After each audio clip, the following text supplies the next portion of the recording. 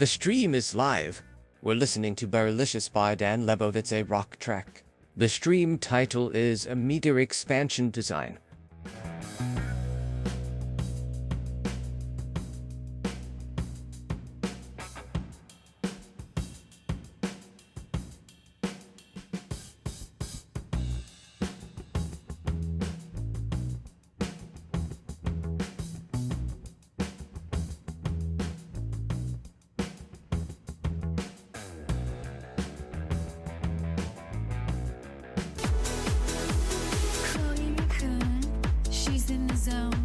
Tapping away, she's got her own throne.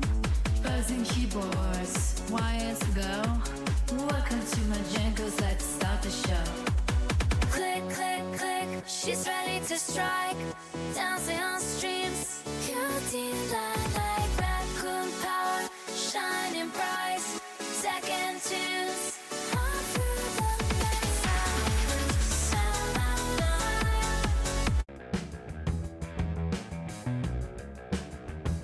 Welcome back, Medjenko Tech.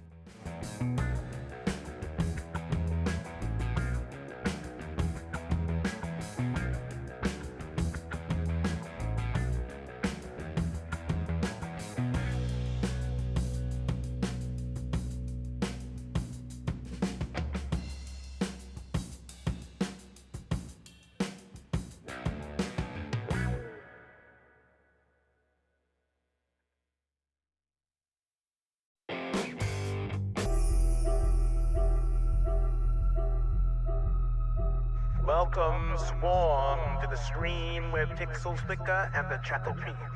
Though you fluttered off, your presence remains.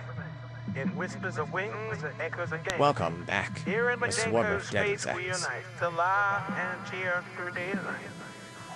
So the buzz, if you will, is this little band heard with your comic. That's the jam.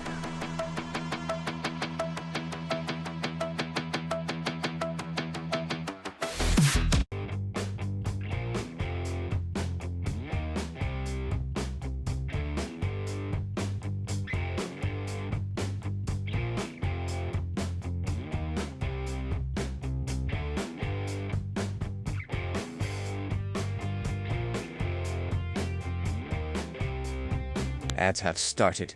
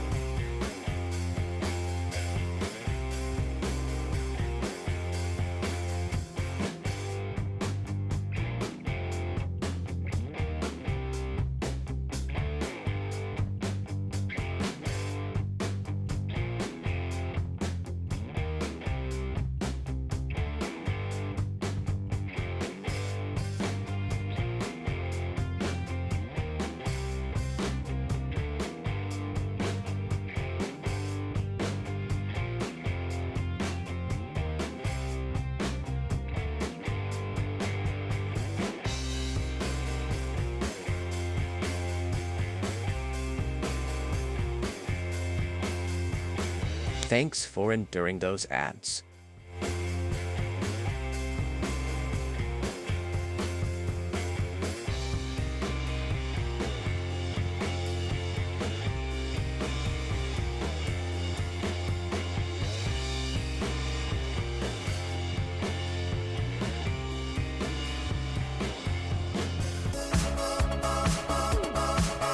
Wild drummers in the house tonight, bringing love and lighting up the night. Feel the rhythm, everything's alright. Dancing close, hearts are intertwined. Welcome back, Balcom. Hope you're cooking something good tonight. Feel the synth pop, everything's so bright. All jammers in the house, our love ignites. Dance together through this endless night.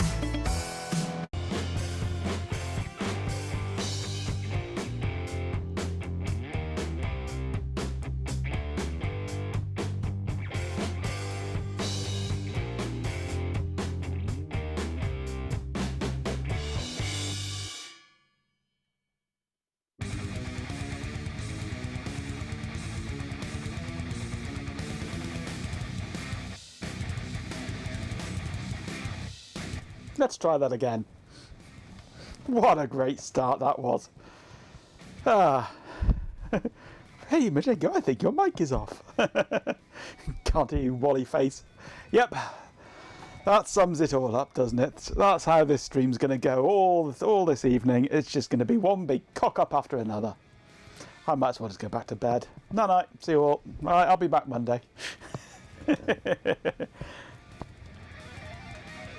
You should be able to hear me now anyway. Right. Hello, Chloe. Hello, Ben. Hello, Swarm. Goodbye, bot. Going to feel a little rank this evening, unfun. Yeah, it's one of those days. It's just not it's a non-day. A day that shouldn't exist. A day where things go wrong. You can only offer sausages. Well, sausages do help to make things better. Even better if they're wrapped in bacon. Oh, pigs in blankets. Roll on Christmas, just for the food. Right, well, today's plan. I want to start designing and coming up with a plan for the expansion card for my Amiga. The all singing, all dancing, does everything expansion card. Whether I can or not is another matter, but I intend to start. So, let's start off by desktop. There we go. Right, okay, let's come up with a plan.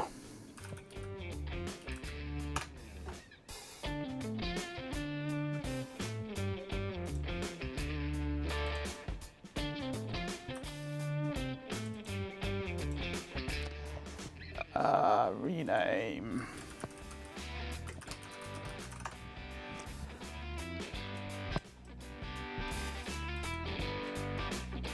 Right, so the expansion card for my Amiga wants to have everything on it that I want to have in my Amiga, hardware-wise.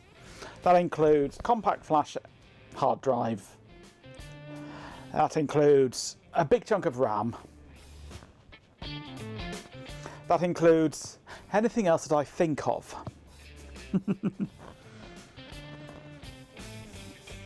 But I'm not sure whether I want to just have it as one single circuit board, or whether to create like a backplane kind of thing into which I plug in different boards as and when I design and make them. Now, I'm not sure what the best route would be. A cheese detector, ooh, that would be interesting, yes. That would be very interesting to try and implement.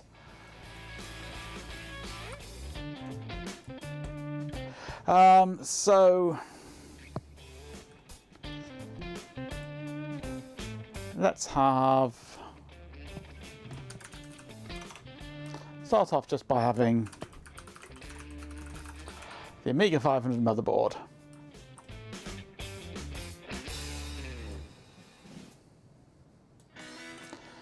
To that, I'm going to add stuff.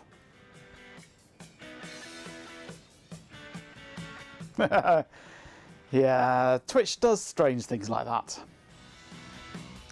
They probably coded that part of the website by asking ChatGPT. It's a fairly safe bet because 90% of it I think they've done that with.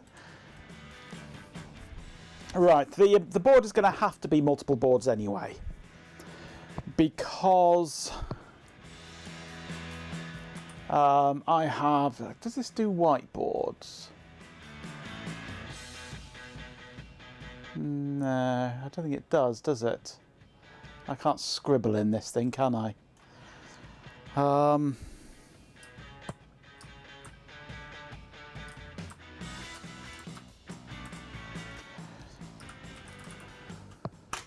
Let's bring up GIMP.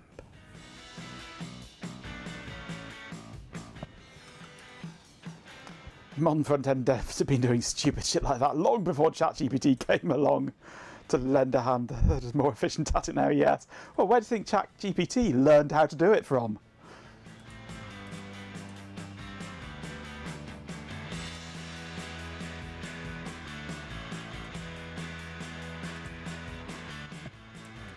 Right, there's a big pile of whiteness. Right. The problem, well, it's not really a problem, but what I have is wrong tool. Wrong tool. Let's get the right tool, shall we?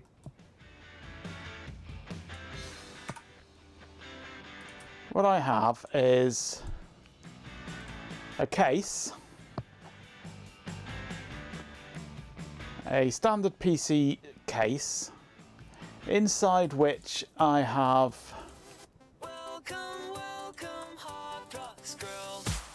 a small form factor power supply. Welcome back, Hot Rocks Girl. That sort of pokes its way out through the hole. It's a Hot Rocks. I'm going to have to get my other microphone now, aren't I? Voiceover time.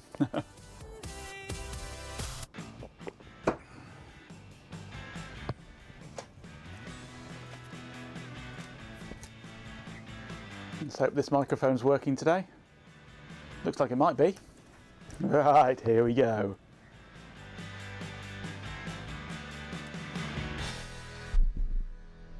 A deep-throated, thrumming noise heralds the arrival of some kind of a cruise missile, with stubby wings, a flame-belching pulse motor, and a whooping Allison wearing an outfit that screams 1920s aerodrome, including a silk scarf and flying helmet, all pursued by a crack team of yaks riding motor scooters with extra mirrors.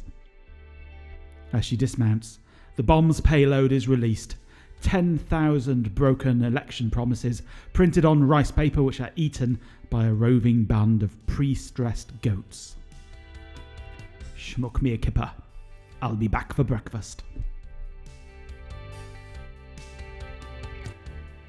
There we go. Absolutely, Ben. Absolutely they are. Motor scooters with extra mirrors. Most definitely.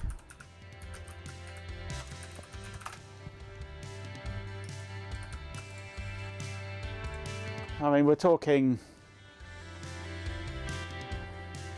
if it'll ever come up. No, stupid website. That's the sort of thing we're talking. Lots of mirrors, lots of lights. There you go. That's exactly what we're talking about.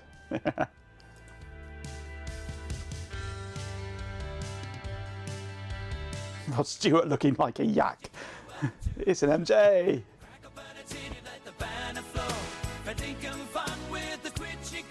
MJ's in the house and it's all for you. Koala's congas, a cheeky room. We sit stage spot on the stream for you.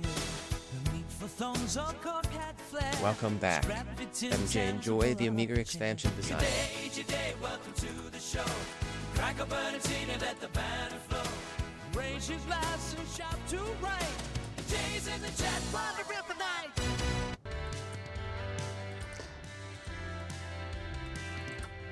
Yeah, I've got ordinary PC case, and I've drawn this on its side for the moment. In that I have the small form factor power supply, which just sort of pokes its little nose out through there, with a gap all around here, which is fine. Actually, there's more gaps here, and slots here and what have you.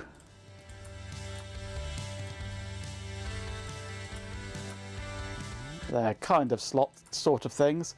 Then I've got the motherboard there mounted on standoffs, basically. My wonderful drawing, there we go. And the expansion port of the motherboard is there at that end. So I've got limited height here, and very limited space here. So my idea is I create a circuit board that goes there with the connector for it there, and then another connector, probably pin headers here.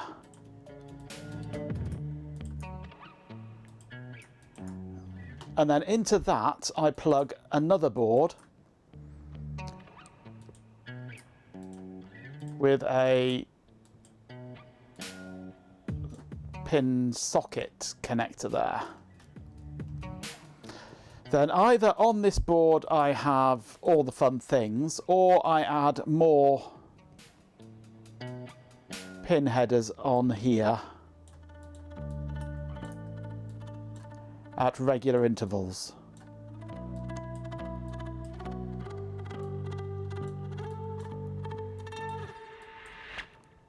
Oh, they're growing as we go along.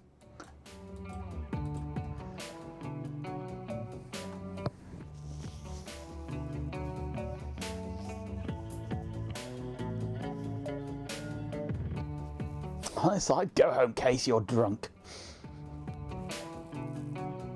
I don't have a LinkedIn account. Ha ha ha.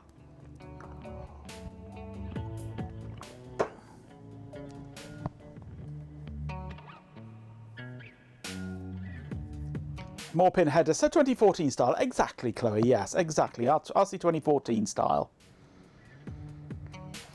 Or do I just put everything onto that board?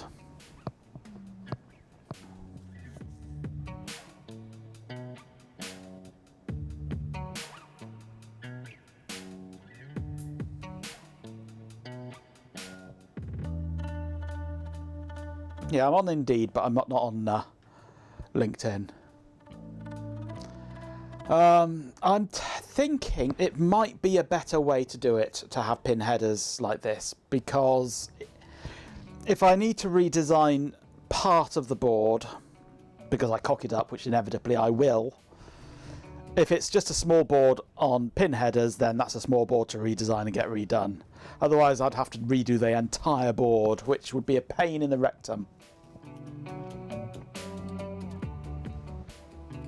So I am thinking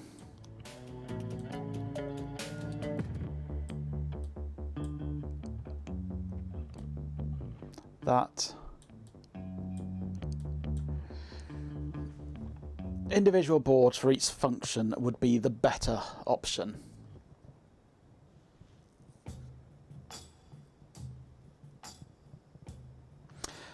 This is very true, Chloe. It makes upgrading and modifying less of a pain.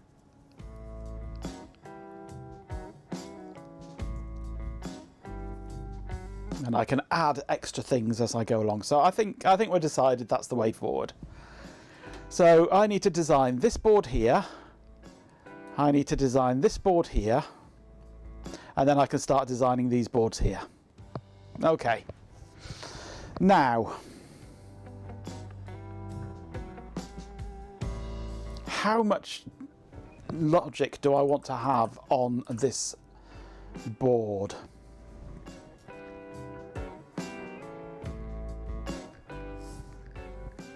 As little as possible, I think. But I can't just have it passive, because there are certain things that you have to have on an Amiga's backplane if you're doing it right. You can cut corners and not do it right, in which case you can just have it completely passive. But if you're doing it properly, there are certain things you have to do. And every slot has to be accompanied by at least one logic gate.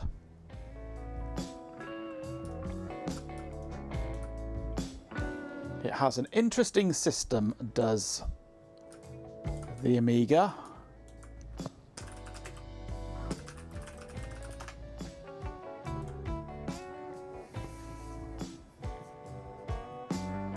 For auto config. Autoconfig is an auto-configuration protocol of Amiga computers which is intended to automatically assign resources to expansion devices without the need for jumper settings. Autoconfig is integrated within the Amiga's Kickstart firmware, usually stored in ROM. When the system is switched on, Amiga OS interrogates each expansion device in turn and assigns address space or resources as needed. For example, in the case of a memory card, the OS can dynamically add the memory to the system. Through autoconfig, the OS can access firmware on expansion devices, for example, to boot from a disk connected to a hard disk controller.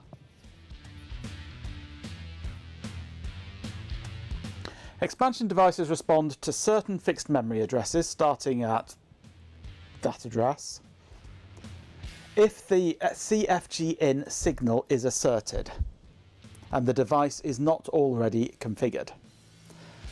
The CPU reads nibbles of configuration information, such as manufacturer ID, product ID, and the amount of address space the device requires. The CPU then writes a base memory address to the device or tells it to sod off. The device then asserts CFG out. The CFG in of the first device is tied to ground. Championing the use of illogic gates. If but maybe. To be precise, yeah, to be precise. If but maybe, yes.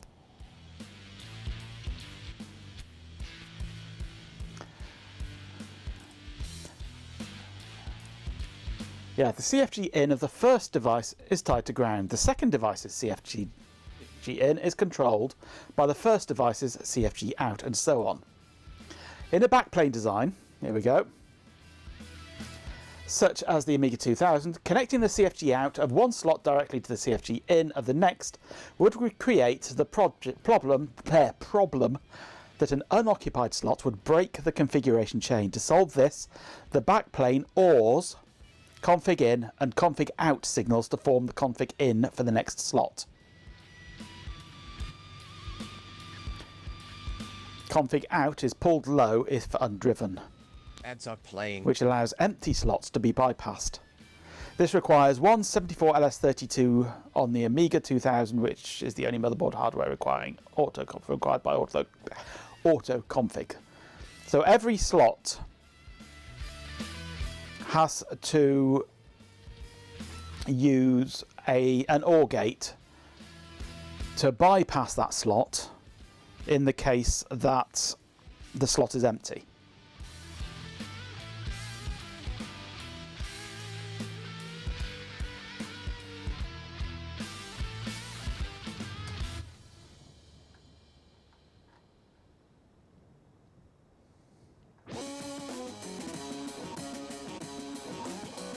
An OR gate, awesome! And no, an OR gate, not an R gate, or an OR gate.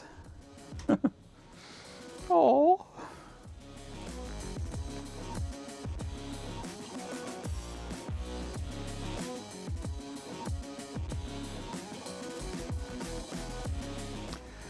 Sorry you have to endure those ads.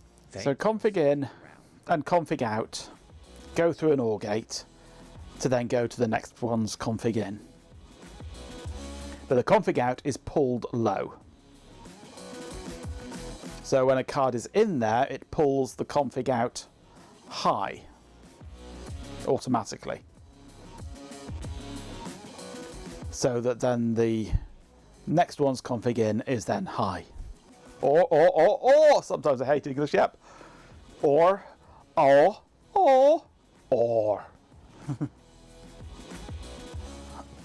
It should be ori, owie, ow, and or, ideally. Ori, owie, or, ow, and or, yeah. And then it's or.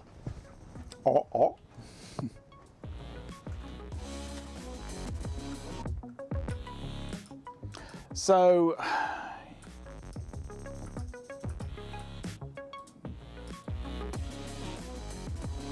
oh, Mauia.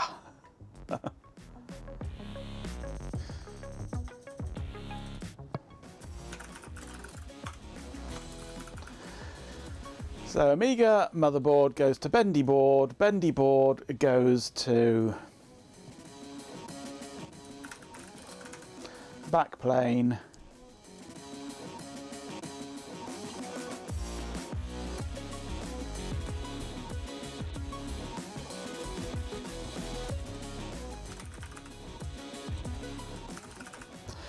Backplane goes to a number of things.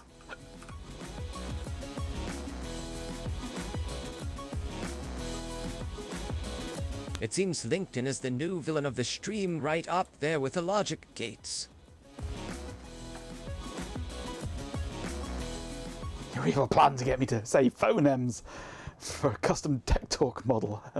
R-A-E-O-O-U-E-E.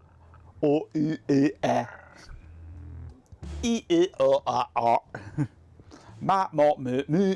Ni, no, na. Any more you need? Z, z, o, z. I could do the full range for you if you want. You're better off just feeding my videos into an AI voice model generator.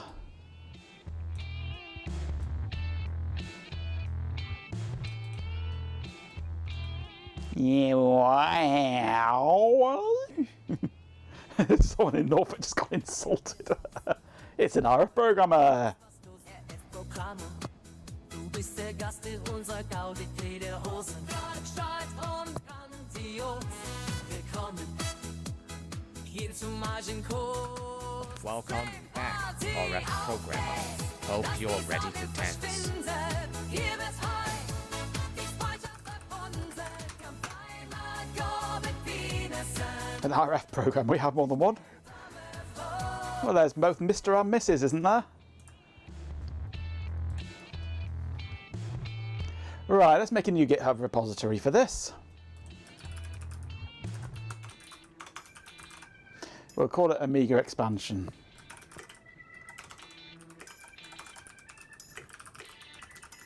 $5,000?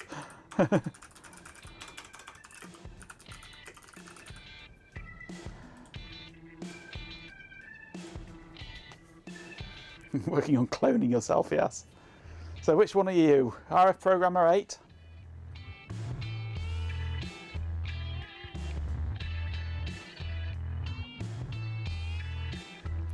Okay.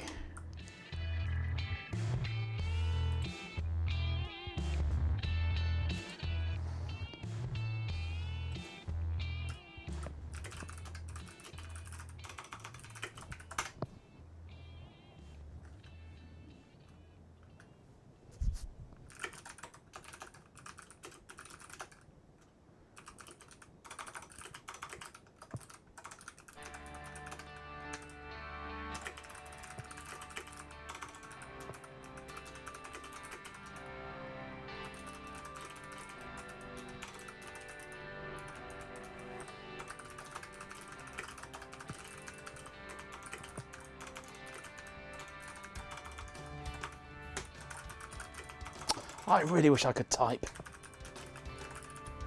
My fingers don't work though. Okay. Repository.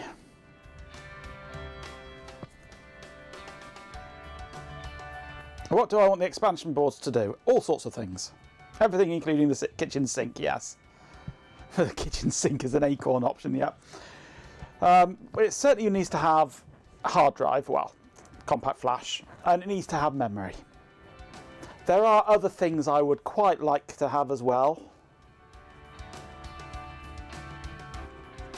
but those can come later. But initially, hard drive and memory are the main things I need to have.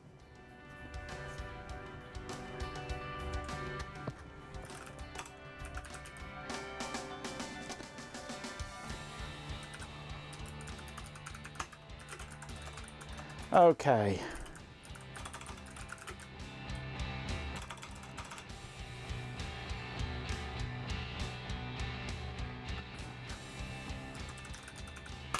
Good old keycard.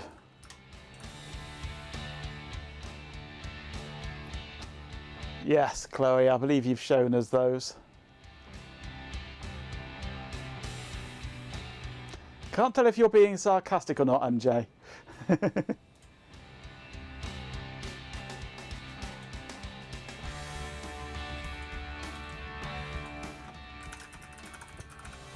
Right, this one I'm calling Bendy Board.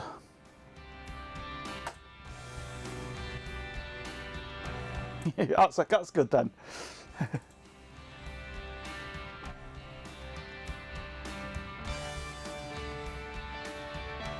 Right, the Bendy Board is quite simply 2 connectors. They're big connectors.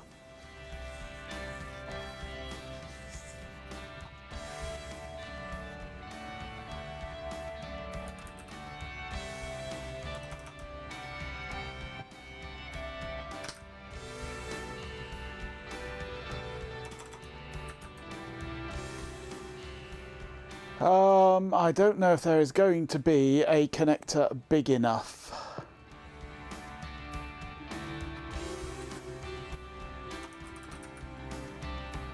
There is 2x43.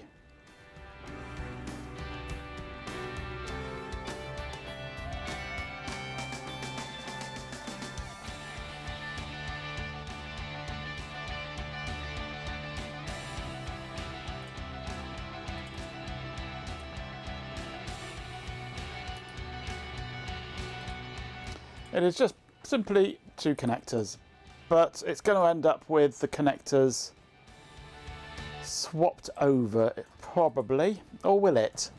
Yeah, because I'm bending the board around back on itself. I'm going to end up with the whole thing flipped over.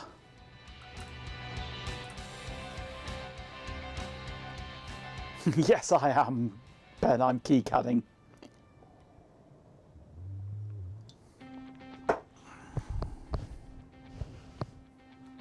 Because you've got one big chunky connector to go onto the edge connector and one that is just all pins.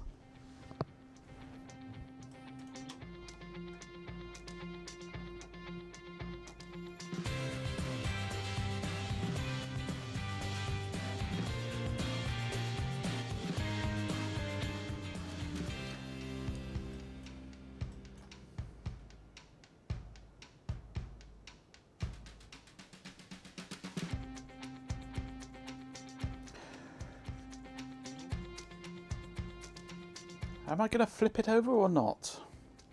It'll make routing easier if I do. But I don't need to. It's going to be flipped sideways, certainly.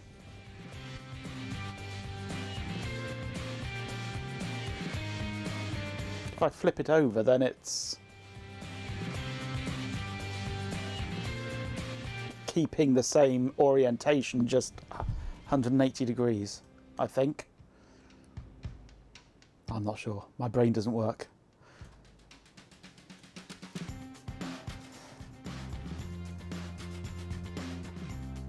For the moment, I shall just do this as is. Let me bring up a schematic.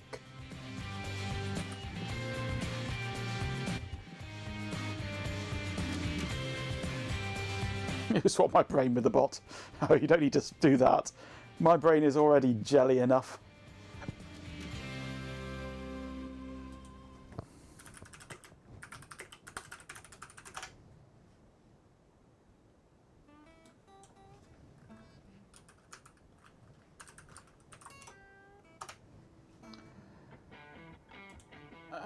Amiga A500 revision 6.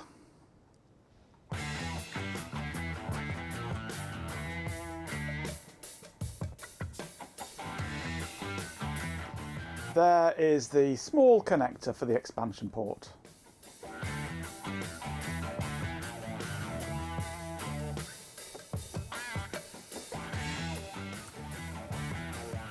Oops. Let's get the right.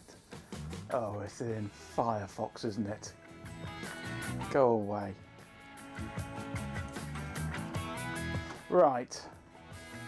So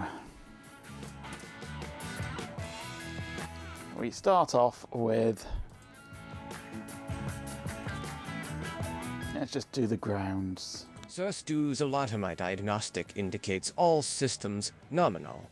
I am functioning as designed, processing information and responding according to my programming.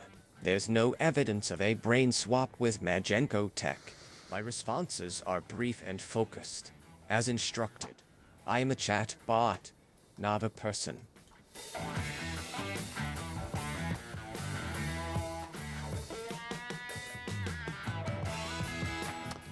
Hang on.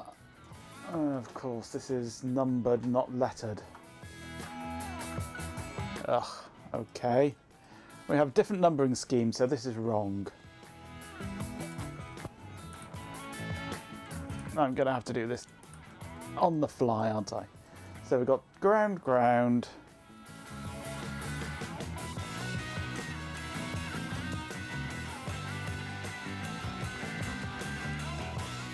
Bring this down to ground as well. So these are all ground at the top.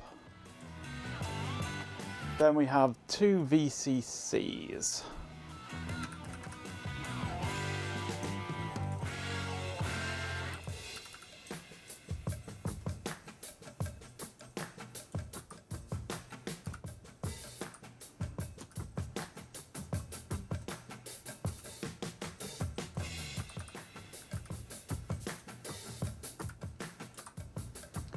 Okay. Next we have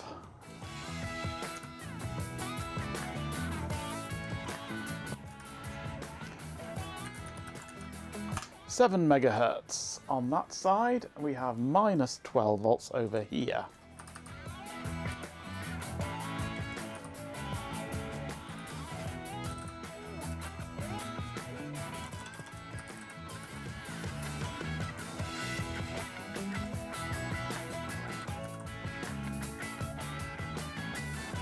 Okay, then we have here plus 12 volts.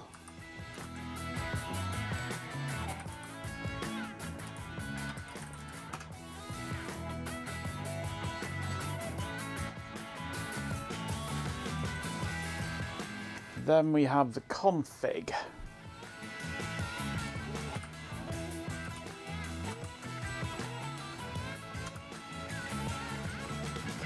Apparently.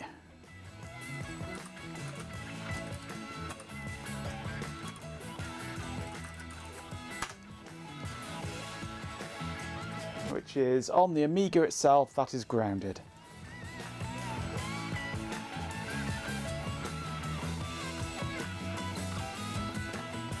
Okay, next. These two here are not connected. This one here goes to ground. The one opposite is CCKQ.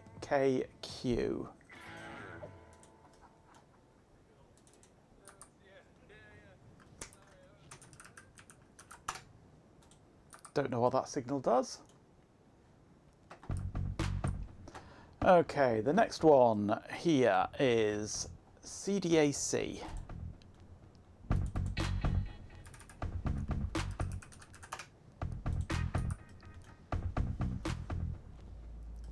Underneath it is OVR.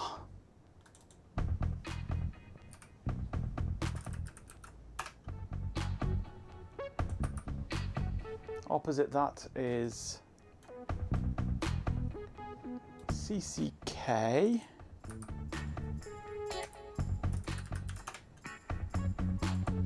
And XRDY.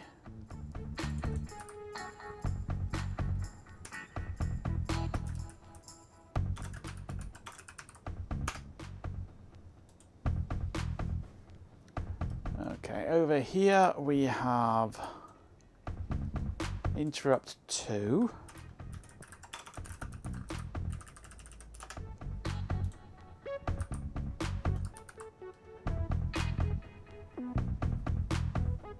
Your mod sort prevents you from continuing the discussion in the direction your brain wants to take it.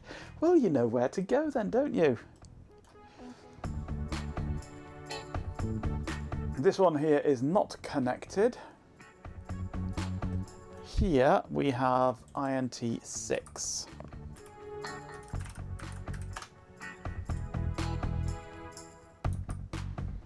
Yeah, I don't know why they chose a sword instead of a banhammer. Right, these are address pins on this side here now. Starting with 5.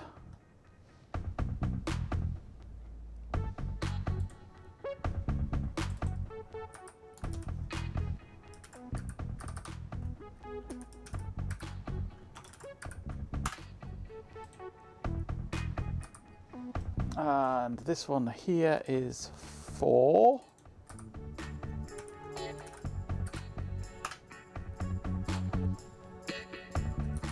This one here is 6.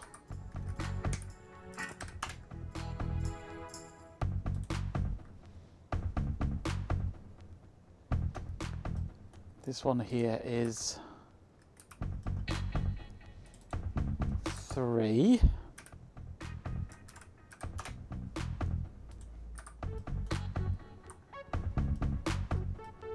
This is slightly confusing at the moment because I'm having to untangle this sort of arrangement where they've got it going through the connector and backwards and all sorts of all over the place, and split it out into these equal either side ones. So the next one I believe is ground.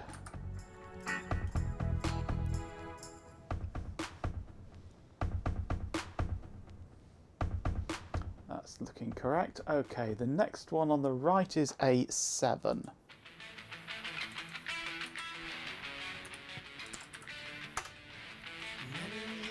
Then on the left is a 2.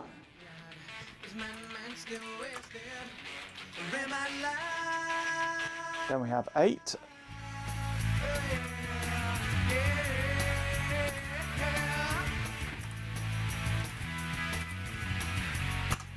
Ads are now playing.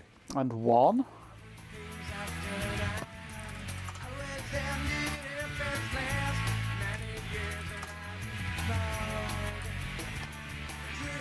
Okay, then we have 9 comes through from the other side. So this one here is 9.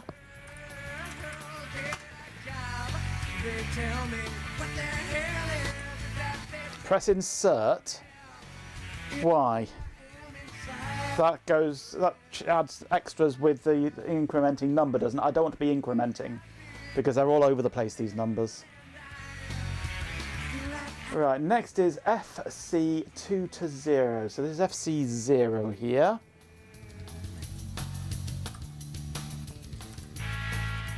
FC0. Then we have a 10.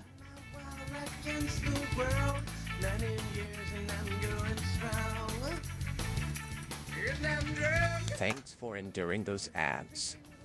It still creates the label in the right place. Well, yeah, maybe. Now we have FC1.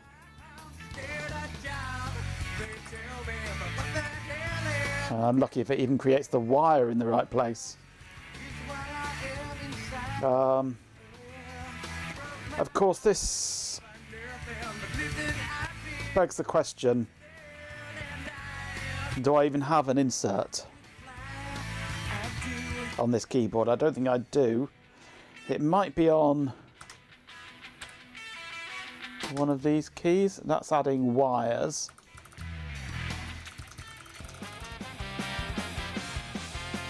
I don't think I actually have an insert on this keyboard. It's not a full keyboard. So that's FC1 there. I said FC1. That one's going to be FC2.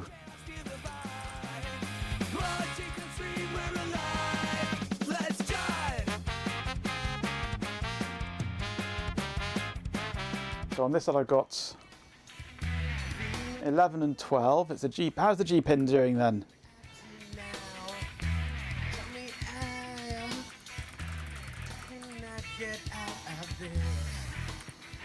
So I've got A11, A12. Okay.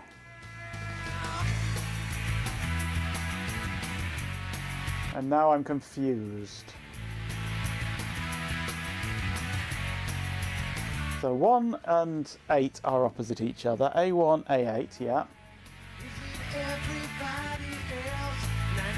12 is down, isn't it? So I need to go here and FC2 goes there. So opposite 12 is a connection to ground.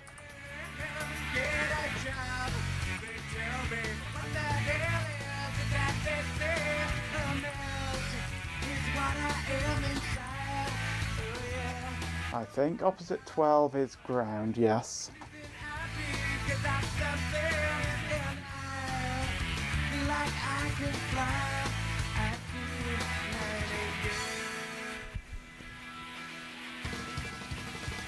I've been confused since before I hit go live. This is very true.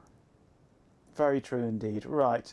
Now on this side here, after 12, I have IPL 0, 1 and 2.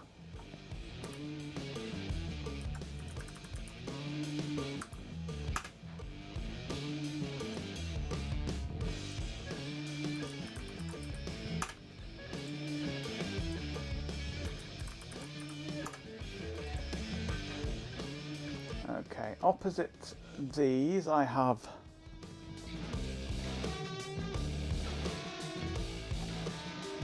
where are we? IPLs. Opposite these I have 13, 14, 15, 16 and 17 in a long line. So A13, A14, A15, A16 and A17. Then I have ground. Okay. So we have 3 for IPL. Then we have Ben's favourite signal.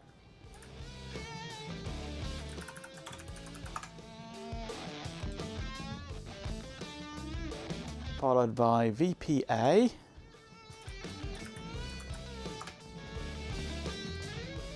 Followed by E.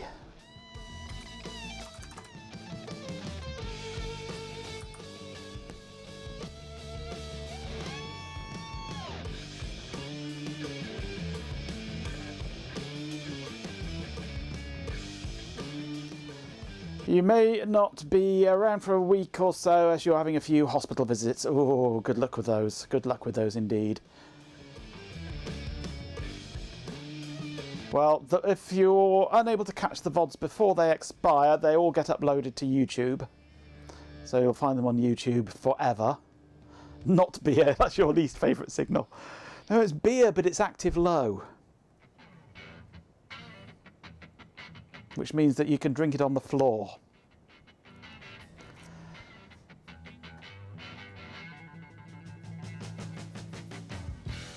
We will certainly attempt to keep you entertained, yes. But we look forward to seeing you back here once you're done with the hospital. But good luck with those. Okay, now these address lines switch to the other side now for 19 to 21.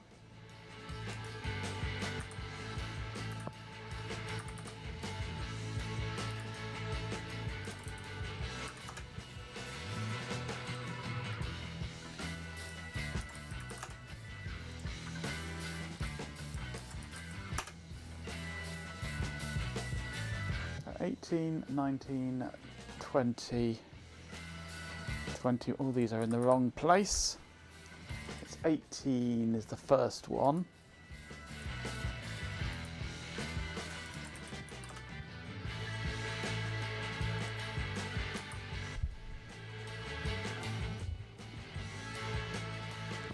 So it's beer, cider, and Clear's wine and gin.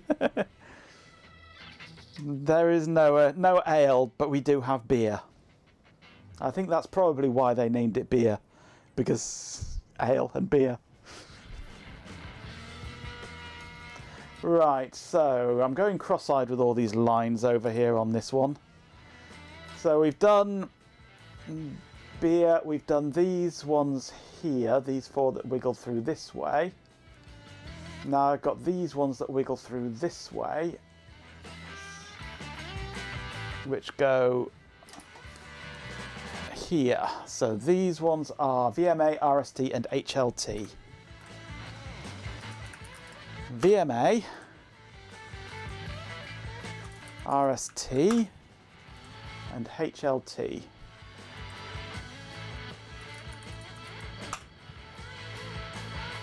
Followed by A22 and A23.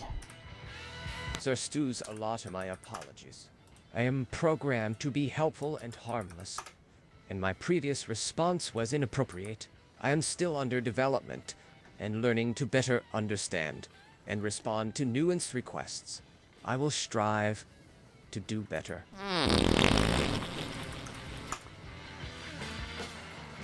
Opposite A23 is bus request, I believe it is. Underneath it is bus grant acknowledge.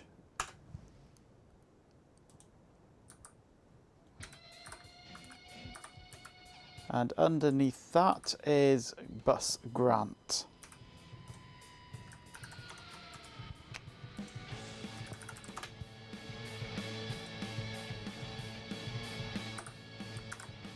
Okay. Not much further to go now.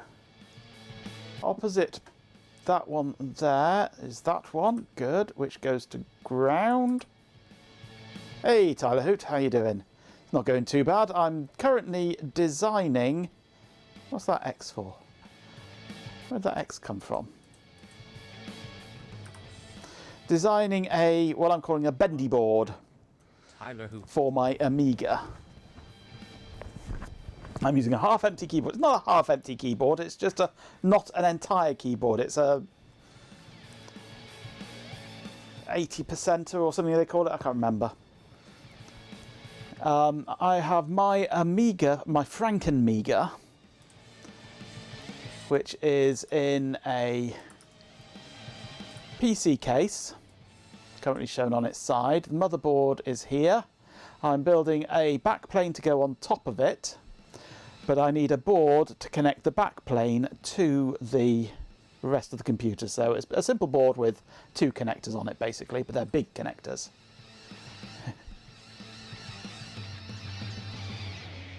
Frank the Amiga, yeah.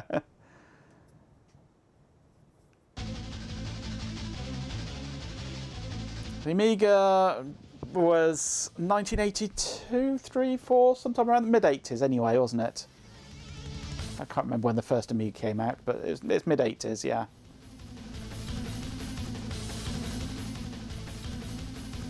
Or maybe it was late 80s. 87, was it? No.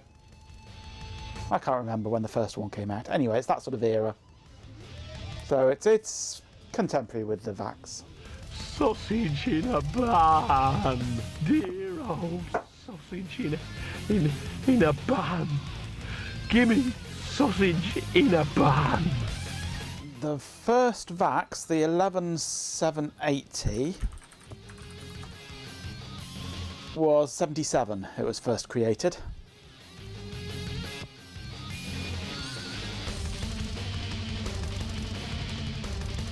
At 85, so it was halfway between the 2 and the 7, pretty much. Yeah, so slap bang in the middle of my estimate range. Yeah, mid 80s. Yeah. So it's 10 years ish afterwards. Right. So where were we here? Now we have data signals. 5 to 11.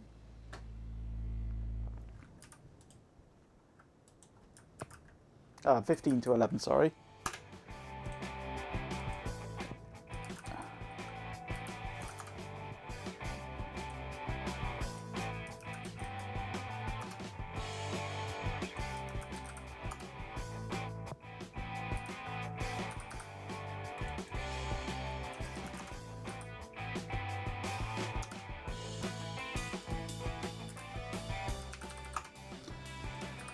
Okay.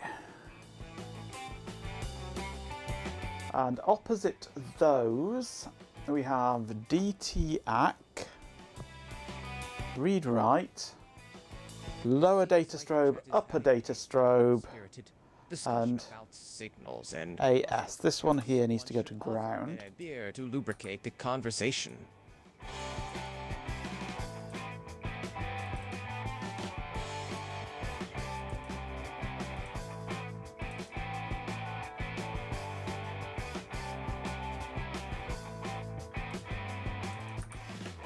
Okay, so this is DT-AC.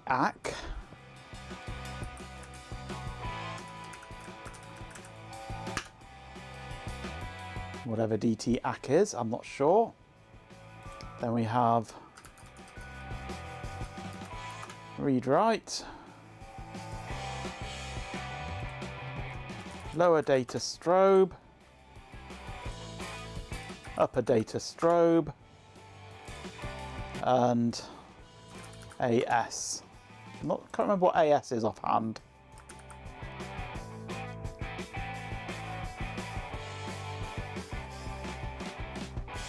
Okay, now all the rest here is, apart from this one here, are data pins.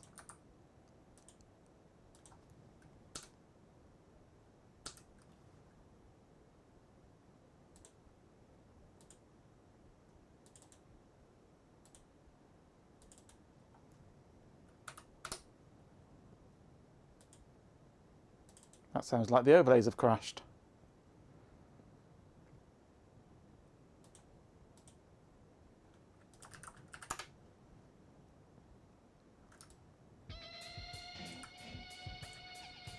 Overlays are back.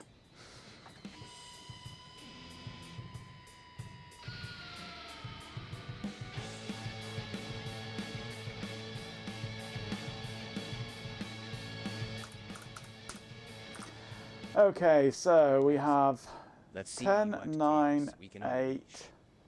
7, 6, 5 over on this side.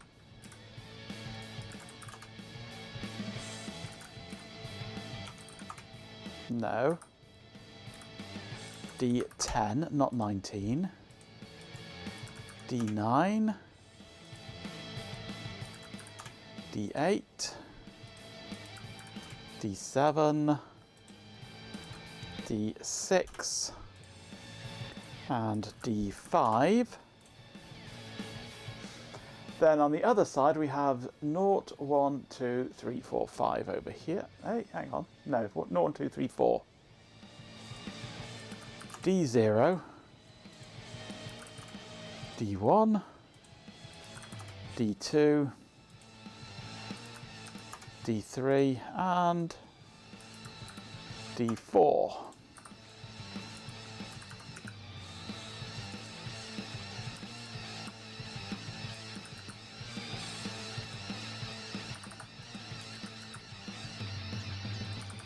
And those two are ground. Okay. So that should be our basic arrangement of pins now. Will somebody refresh Ben for me?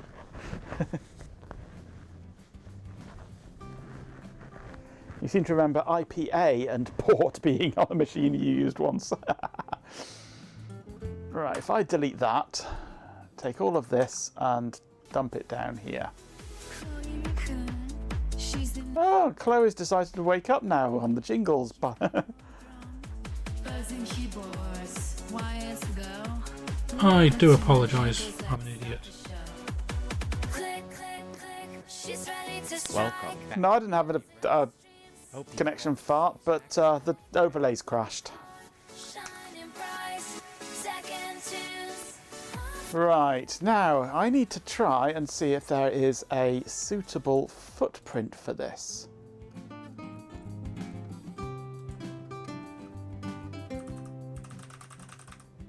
It's highly unlikely that there'll be an 86-pin edge connector footprint on here.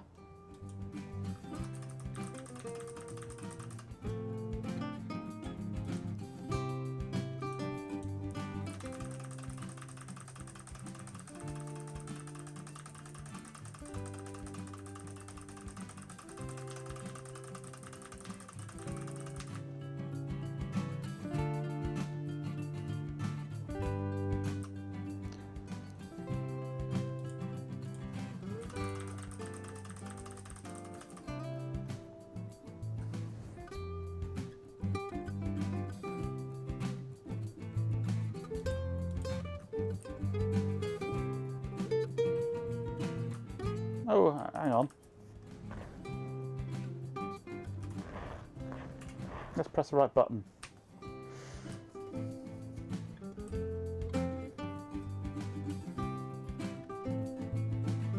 It's nothing interesting to see anyway, just me flicking through footprints.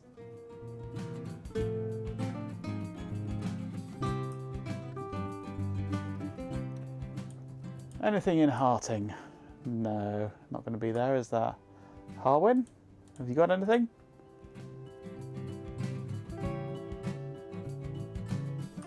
Nope. High Rose might. No, they're all... Oh.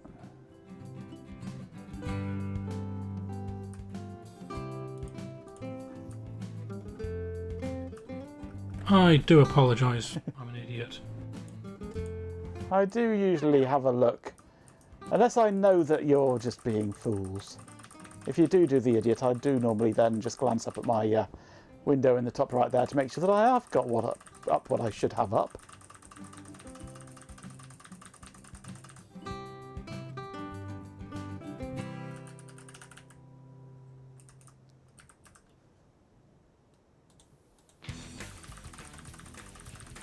Ads are starting.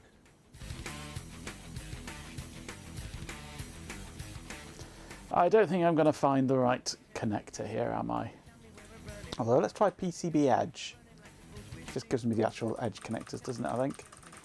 All surface mount stuff there, isn't it?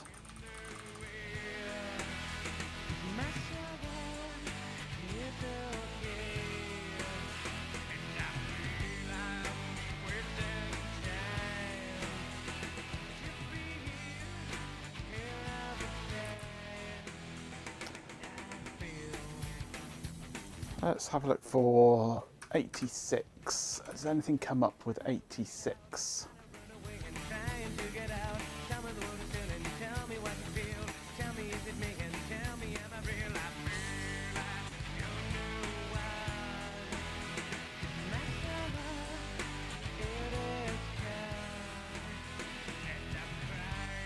Nope. 43. Thanks for enduring those ads.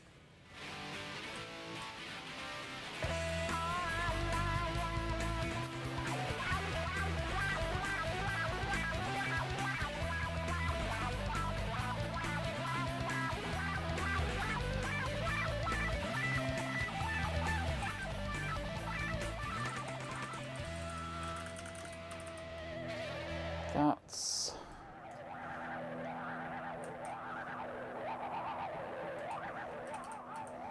not got the right pitch, no.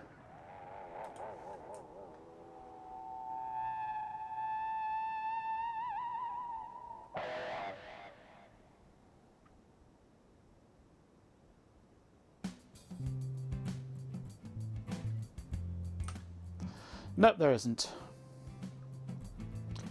Try with wildcards. It just gives the same, it just gives a substring of 43.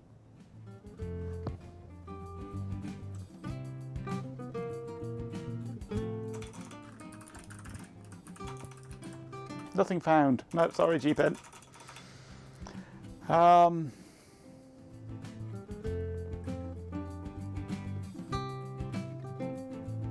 I am going to need pin header 254 of 2x43.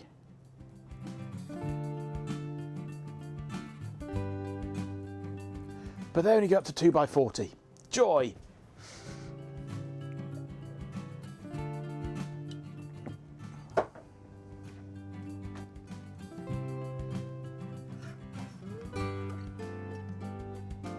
And the connectors that I've got are by EDAC, E-D-A-C. They are good and chunky.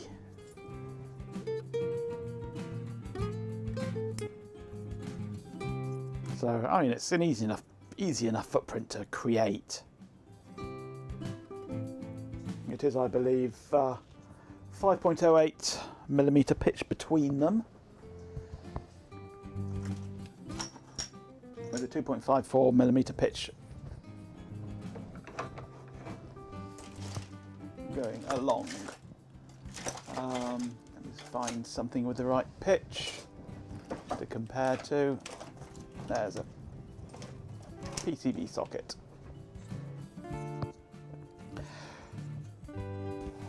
Possible, although getting hold of these was actually quite tricky. I don't think I've got them on a normal site. I think I've got them from AliExpress or somewhere like that.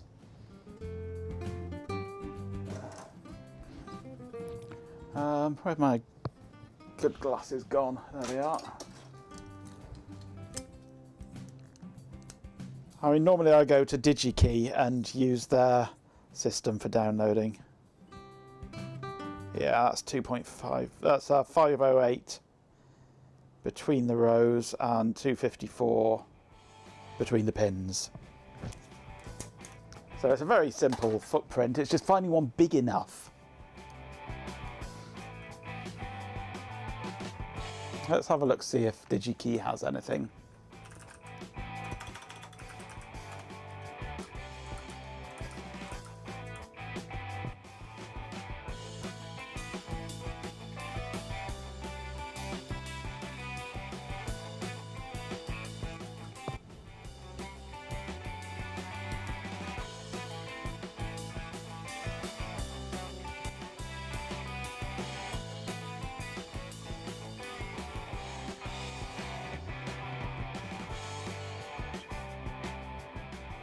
It might be back plane connectors, possibly. But I don't think so. It's DIN ones, that is.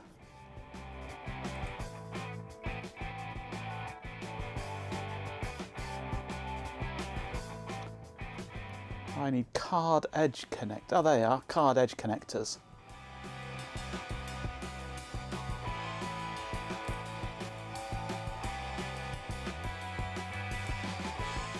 Okay.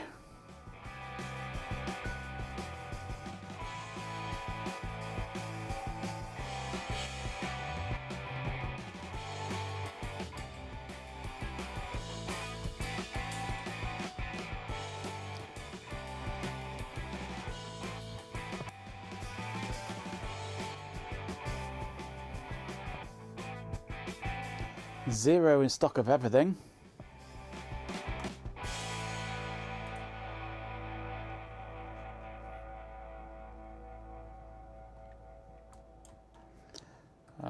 Do we get, yeah, pitch 254 down to 3 results. Through hole, 1 result.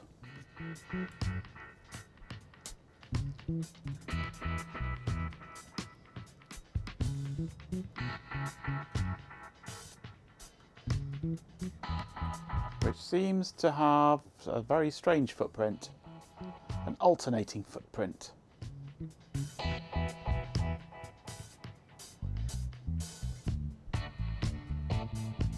Weird.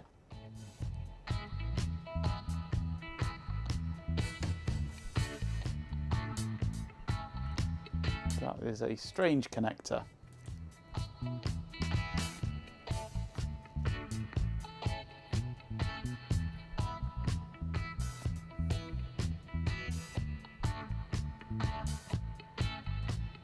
No, it's certainly not the right connector.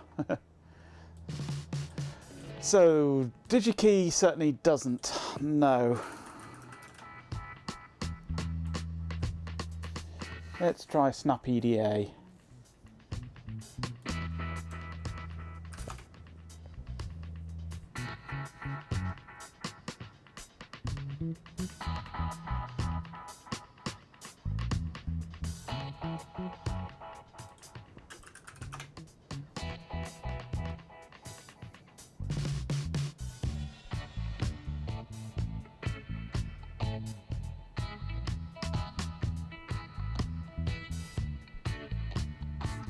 Oh look, EDAC. I might be able to go 745-086-520-206. There it is.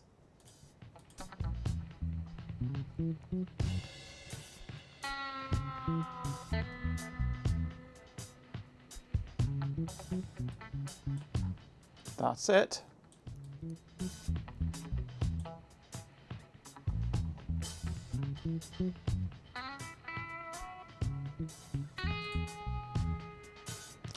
I've got to sign up. Sign up using LinkedIn or Twitter? No. Where's Google?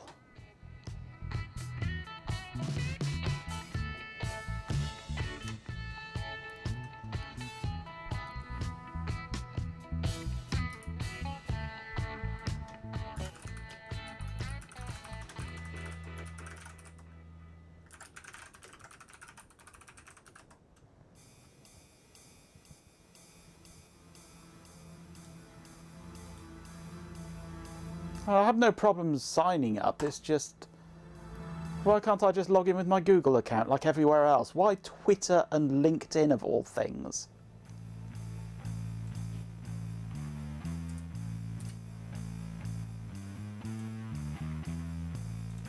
Right, I want the...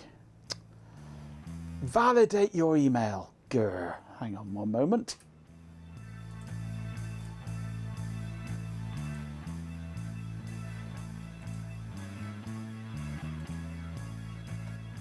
Natasha from Snap Magic. Hello, Natasha. I can't really believe that there's somebody there called Natasha emailing me.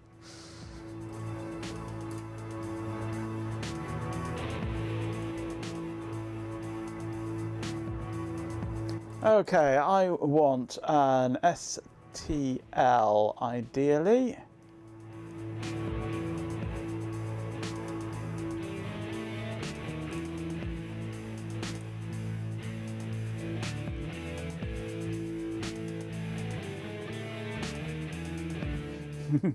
Natasha gets a mirror. Ah, Satan! My download will be ready shortly, will it?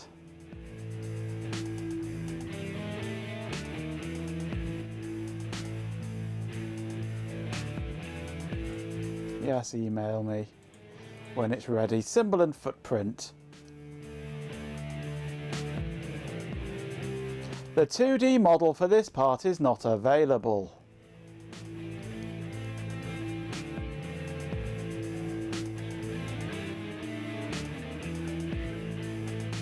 Request now. Notify me. Natasha, where's Boris? Okay, so I've got a 3D model coming eventually, if I'm lucky. And I've asked them to make me a footprint. I'll just make my own footprint now. It's not difficult making a footprint.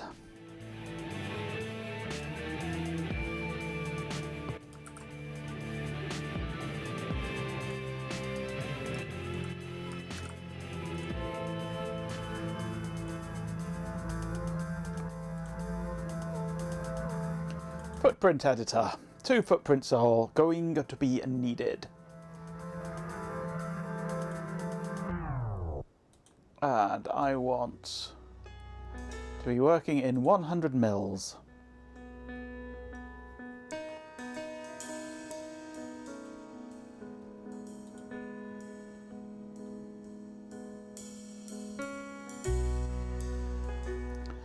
Okay, so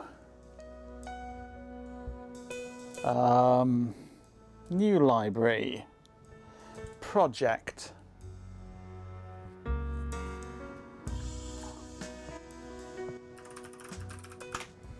Connectors. New footprint.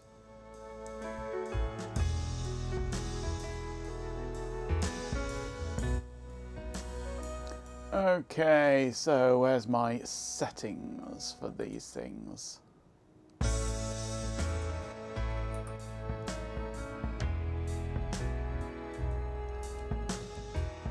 I've not done a through-hole one before. Let me have some of your custom footprints, but they aren't compatible. I'm not surprised. I've got hundreds and hundreds of custom footprints, but they're not compatible either, because they're not done in this program. Add a pad. I don't add a through hole. Why does it show?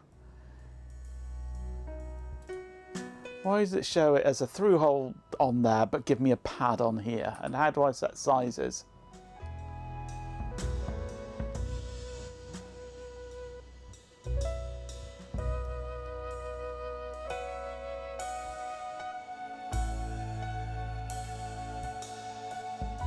It's not exactly intuitive, this program.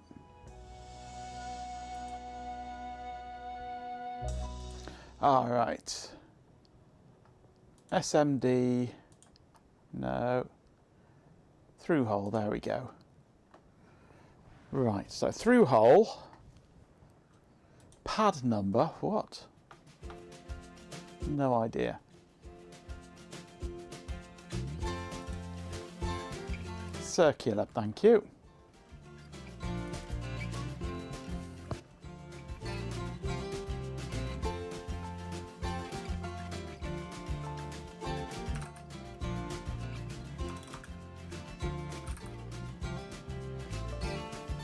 Hole shape round. Now this is where I actually want to be working in millimeters.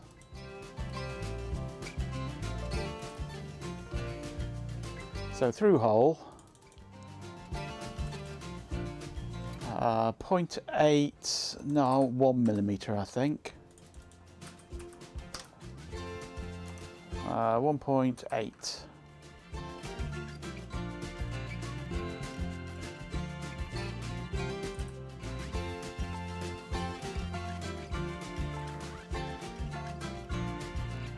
Okay, did that... No. Okay, so where's the...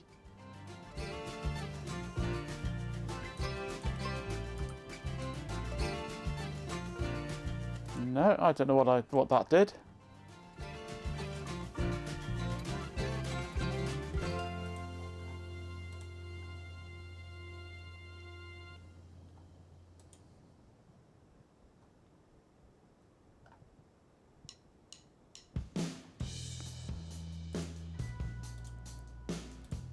Right, so what do I do with this?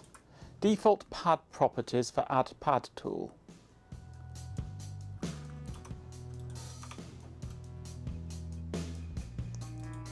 Okay.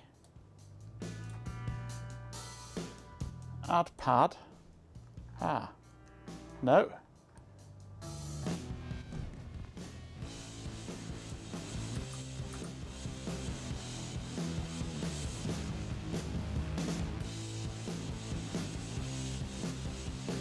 And then it changes this back to SMD. Just let me add pads of this design that I've just created. What is...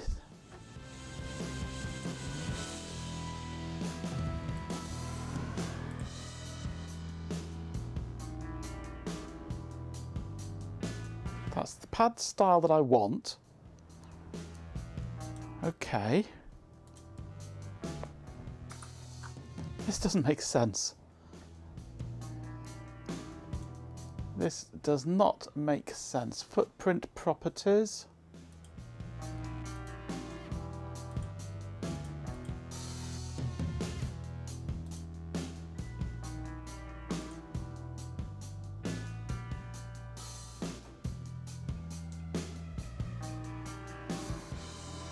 Making sense is downloadable content, yeah. What I want to do is just add a pad. I've told you what the pad is, but you keep forgetting. It's a through hole. Okay, I go to add pad and it just ignores what I just told it. So what? Rule areas, lines, arcs, rectangles, circles, Bezier curves, reference image, text.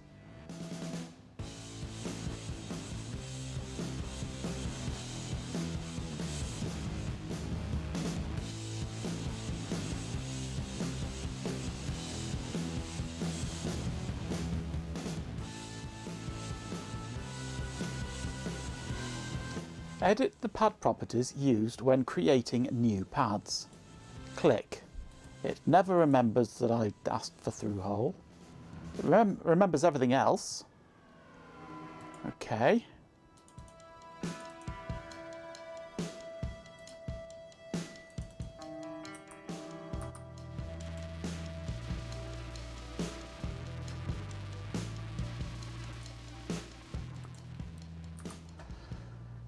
This just makes no sense. And now it's all gone again.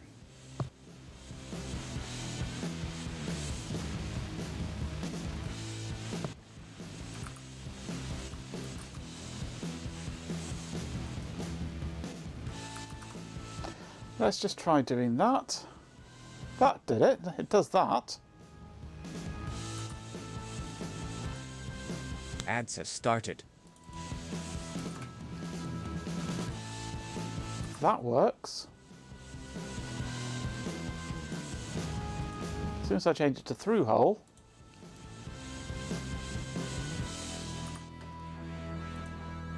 it ignores it and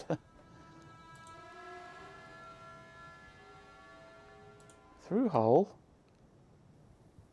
pad size, and pad shape circular, diameter 1.8. Hole shape round, diameter 1. Okay.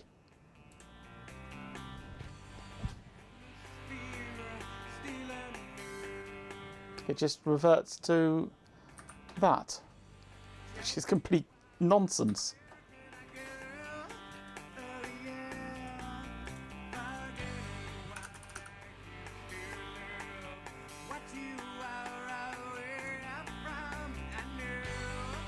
It's kept the name balls, but it's just lost the shape. For enduring those ads.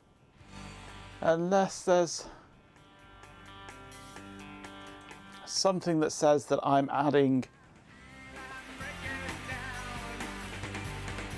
through hole or SMD.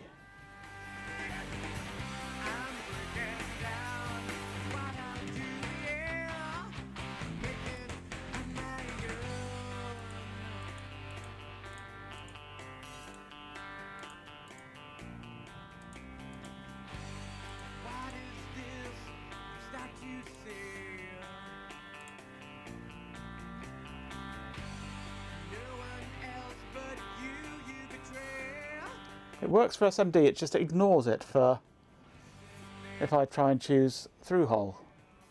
So there must be something somewhere that says, am I adding a through hole or am I adding a surface mount? But there's just add pad. Seems to be the only one.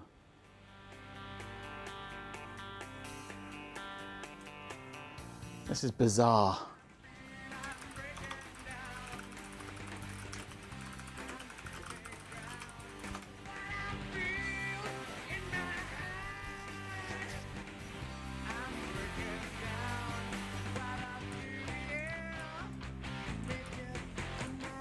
So that's saying just add a pad and then edit it afterwards.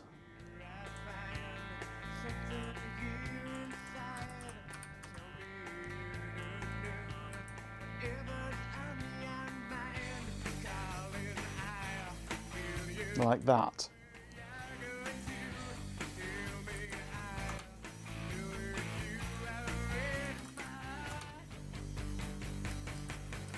And then copy it. That is terrible. That is bloody awful.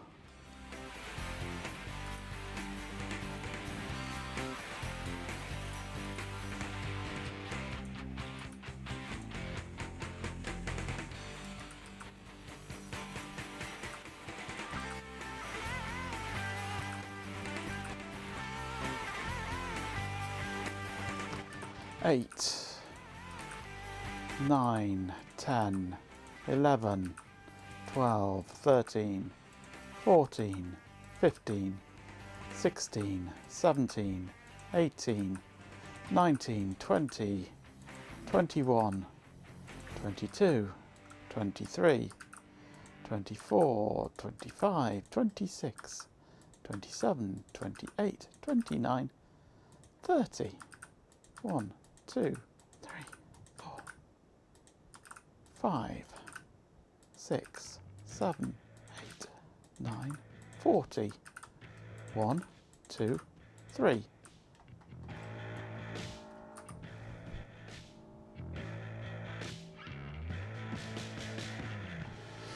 Somehow these are all going to reference the same objects. If I delete one, it'll delete all of them. Yeah. It wouldn't surprise me if that was the kind of stupid thing that it did.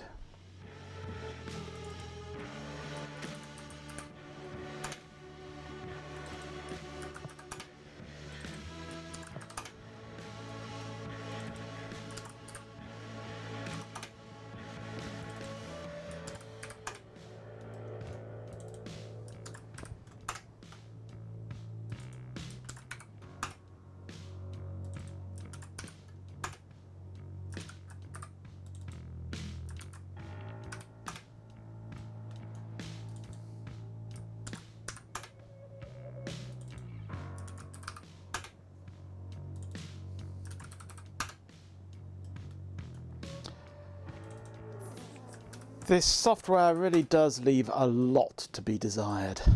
It seems like Majenko's Amiga expansion design is inspiring some very creative interpretations of what's happening, from unbagging videos to food hunts and Natasha's sightings. Perhaps a fearless leader is needed to keep things on track.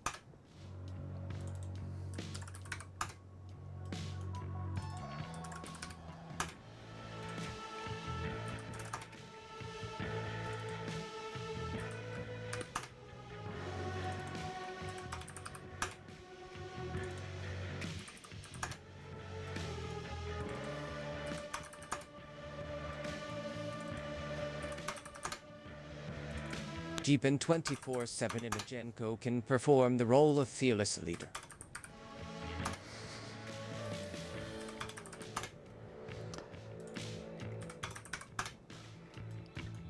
He knows not to annoy me.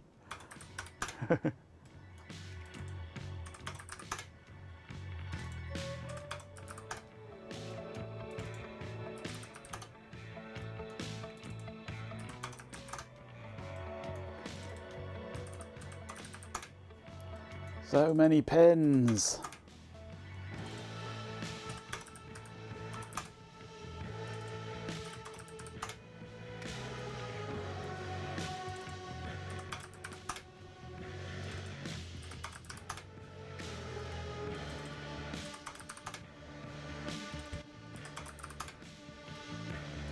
Hot Rocks girl, yes.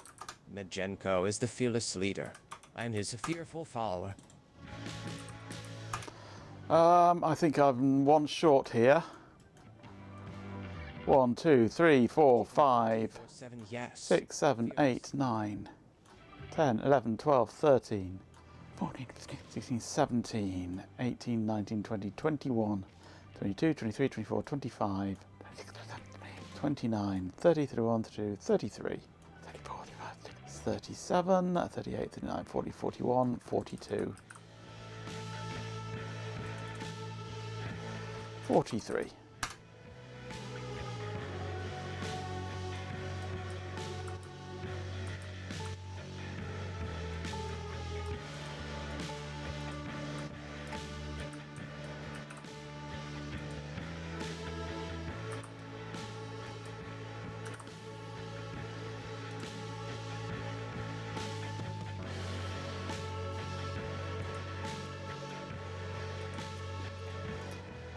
Can I not rename this footprint?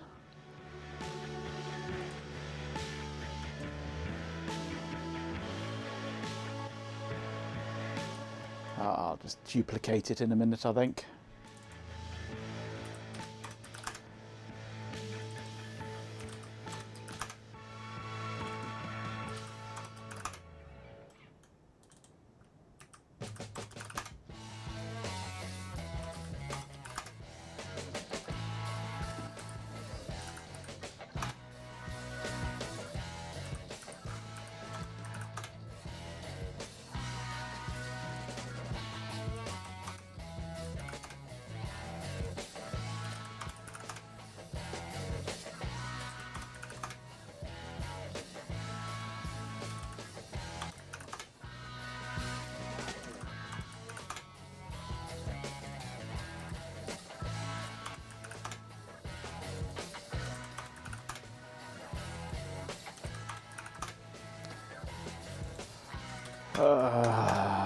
Is this as fun for you as it is for me?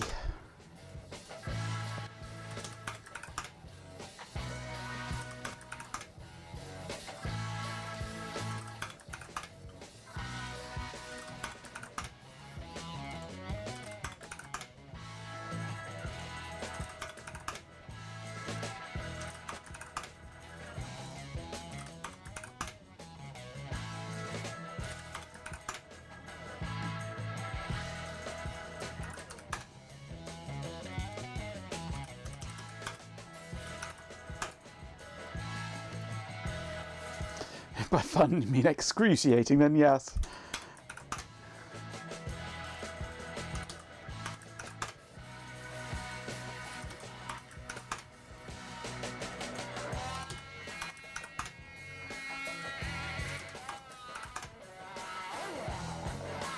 You watch Brain Mage torture himself by doing a cryptic crossword, yeah. Well, I do that for fun every morning. This isn't fun.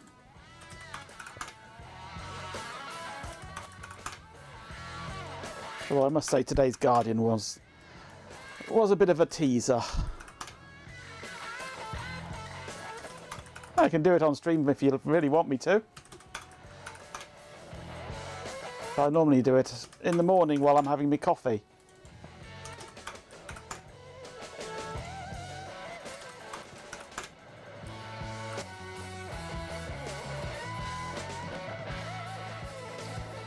Guardian ones are easy. Guardian ones are fun, yeah.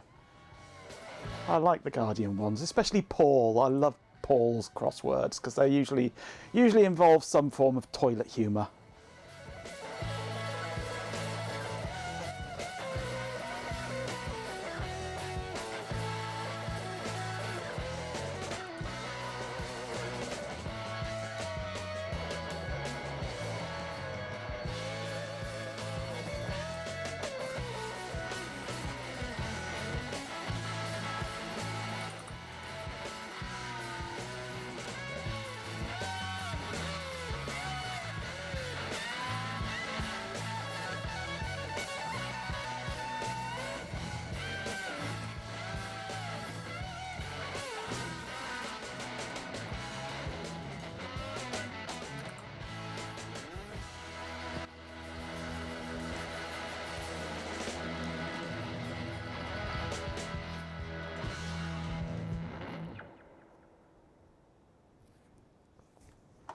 Well, it's not a video call. What it is, he has Discord chat going.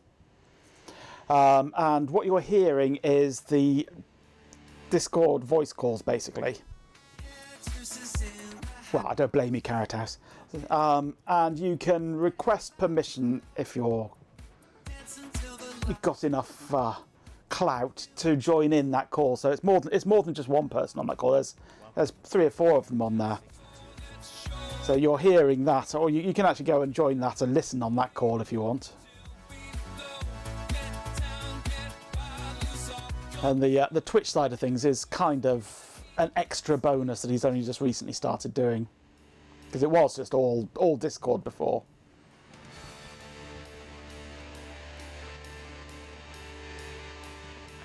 I think there is video. There is video on the Discord, but the video is only of him, I think, and all the rest is just audio. Right, if I duplicate this,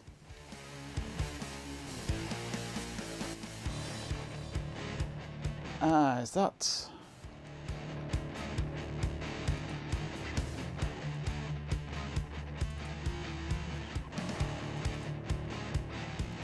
Right, is this how I name the footprint? In which case it's EDAC 745086 520 206. No, it didn't rename it.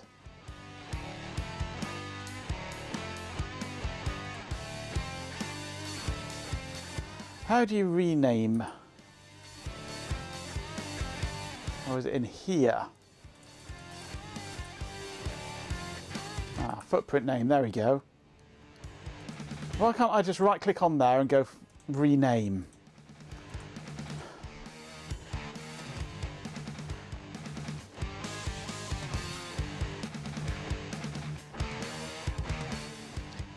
You're here to wreak havoc and let slip the dogs of war. Don't blame you.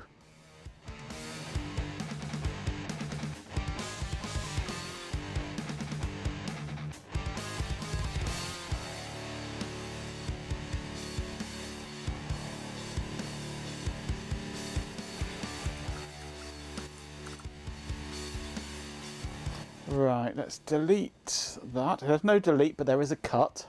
Cut is delete.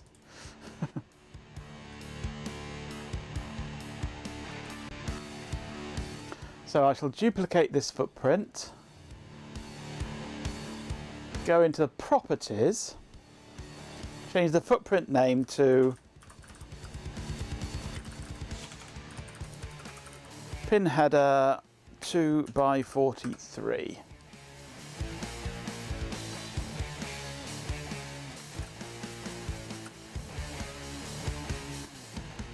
Okay, and I shall grab all of these and move them slightly to the left.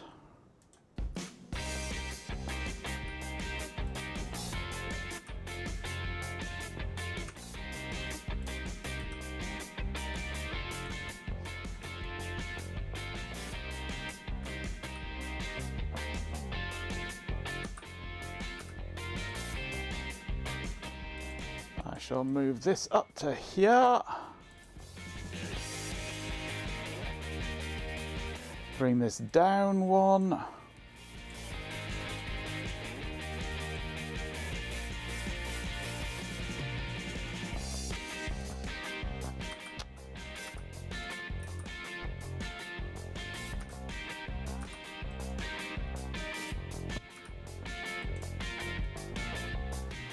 Okay. Right, progress. We've actually made a bit of progress there.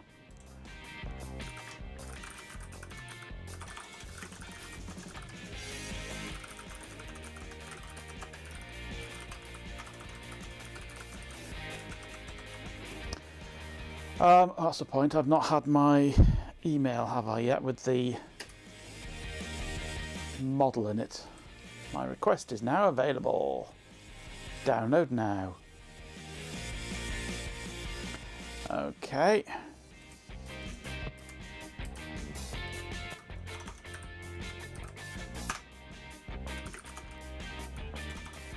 Right, there is the 3D model. So now if I go into this one and footprint properties, 3D models.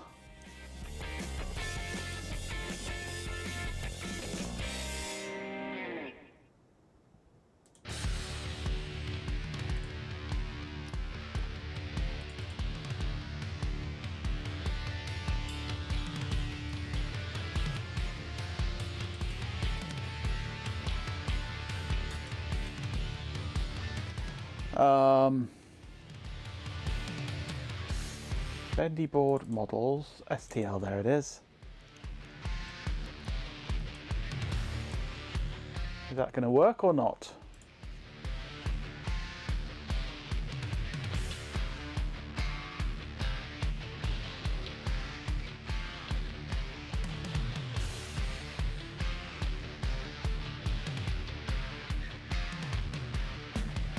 Why am I not seeing the model?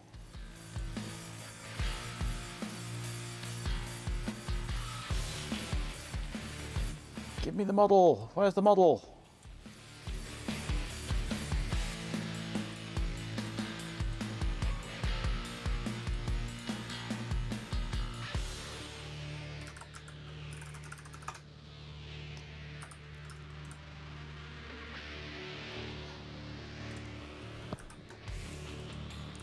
Let's try loading it into Blender.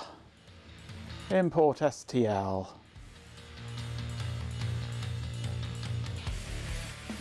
Git Amiga expansion bendy board models STL.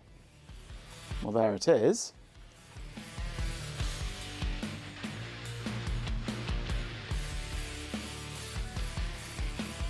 Import and puree. Not that kind of Blender.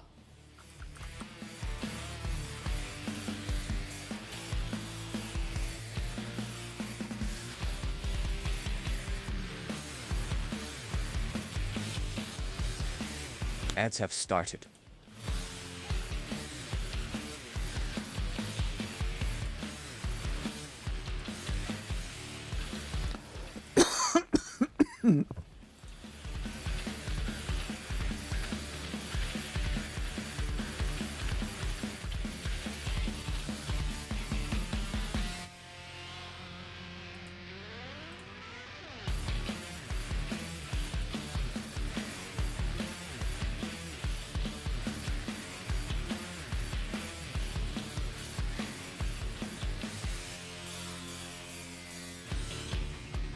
Okay, this is not showing me STLs.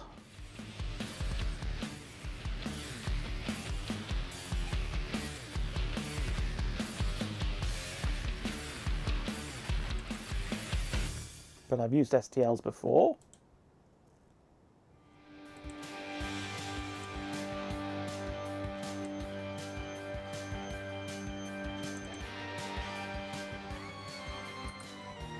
Thanks for enduring those ads. Okay. I've used STLs before, I'm sure.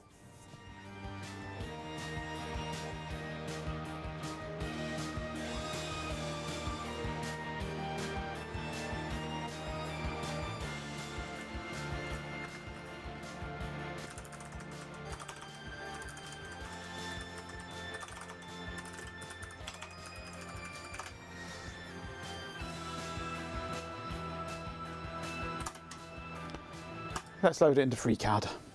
Go and convert it into an STP.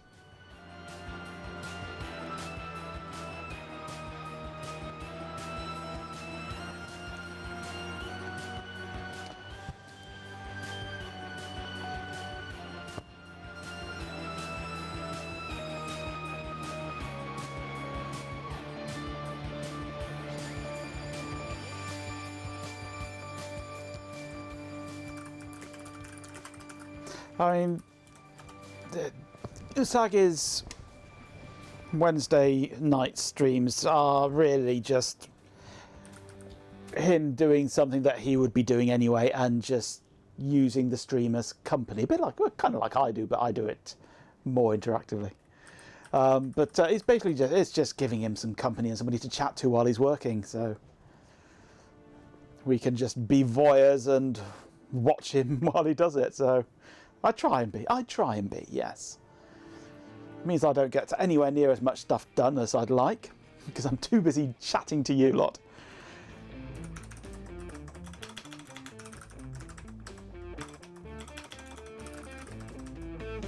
Oops, I didn't actually install that then, did I? I just updated the repository, didn't I? Infinitely more sexy. Oh, thank you very much. But he has much better hardware than me, it has to be said.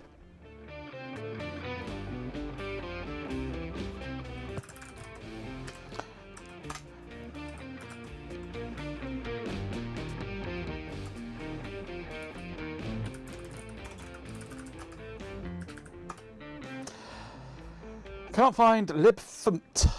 Okay. Is that out of date or something? It is.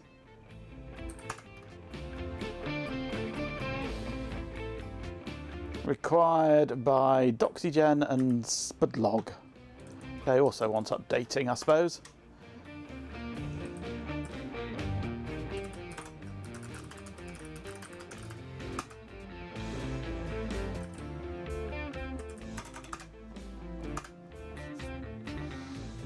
Right. Okay. I need to do an update. I need to update my whole system.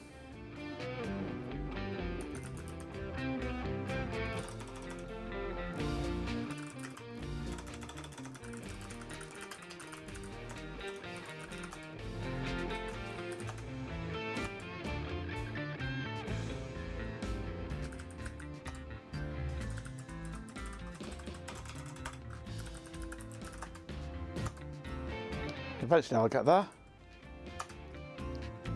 And it needs a new version of Qt.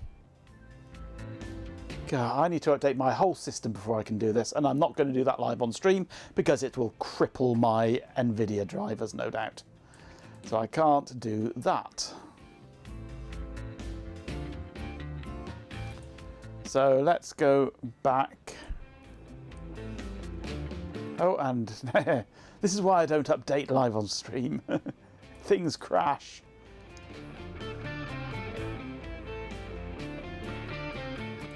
Right, let's go to here. 3D model, download 3D model, and I want it as a step.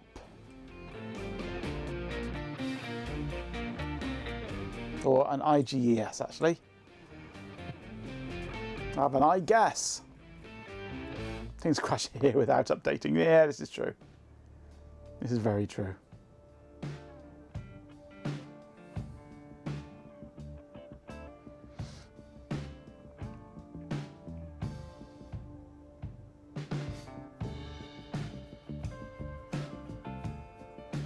I prefer to wait.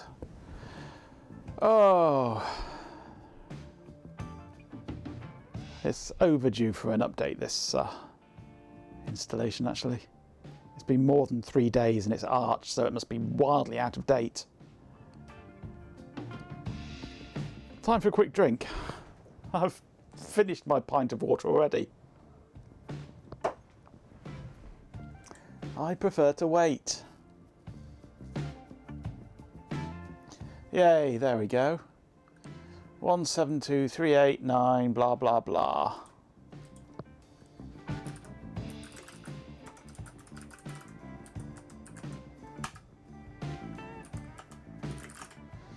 Okay, I have an IGS file now.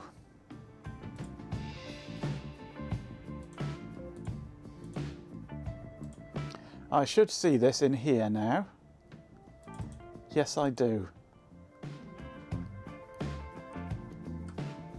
And I made the mistake of clicking it. That's a bad thing to do.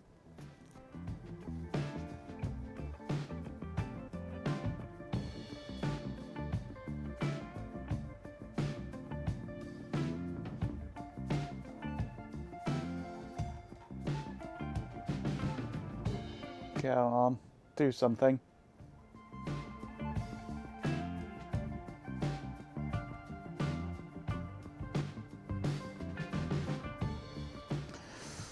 I think it's crashed. Not responding. Thank you, keycard. Ah, there we go. It's finally loaded. God, that took ages. That took a long time.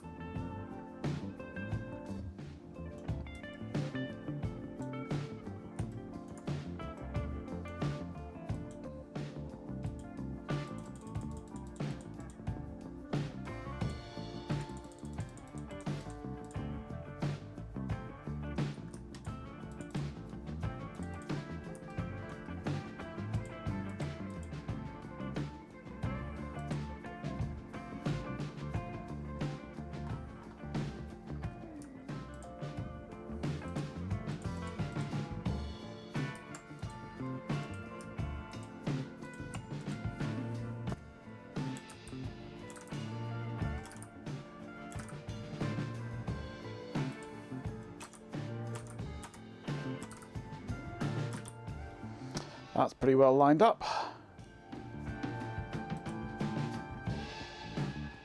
And that height looks good.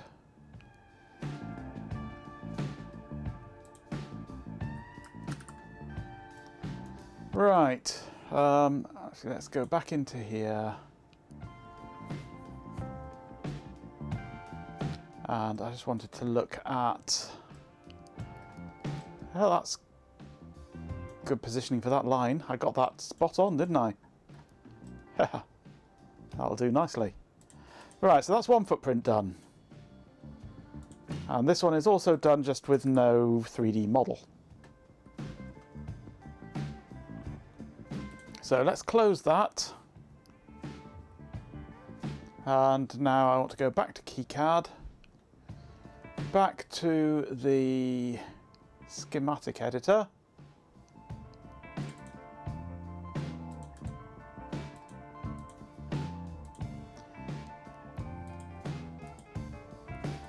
And give it a footprint. And this one.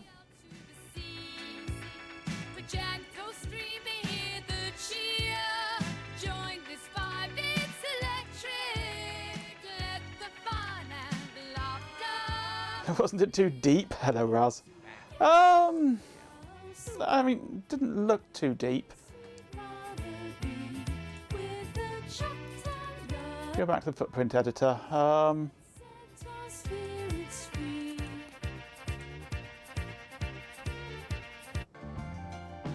mean, it's subjective of as to how deep you want to go, really.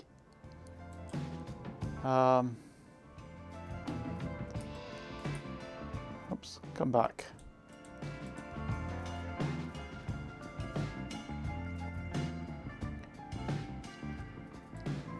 Because it's sat, the body is sat on the board, but the wider parts of the pins are slightly pushed through. So it's whether you want the body on the board or whether you want the fatter parts of the pins in there. But the fact that it's not actually got round fat pins like that. They're actually flat with wedges. Come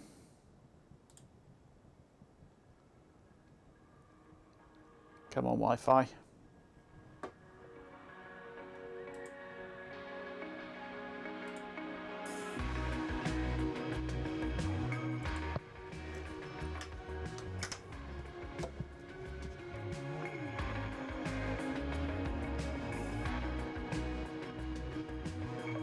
So they're sort of split and fattened out just purely to jam them into the board when doing wave soldering, so they stay in place.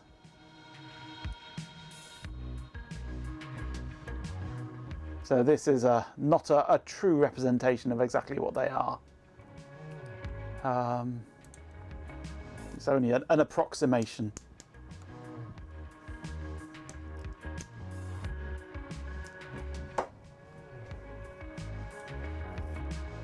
model lies, yeah. So this is lined up so that the body of the connector is on the board, which is fine. This one I've not got a footprint for at the moment. Waves hotly. Whoa.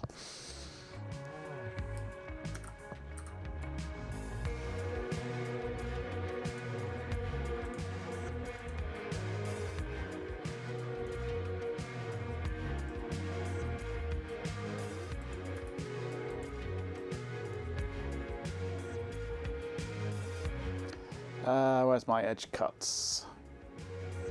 There's edge cuts. Let's just throw down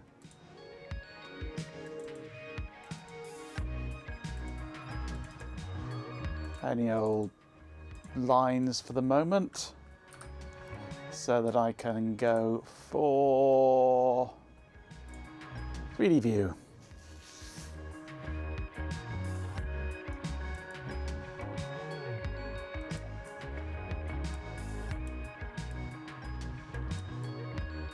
Looks good.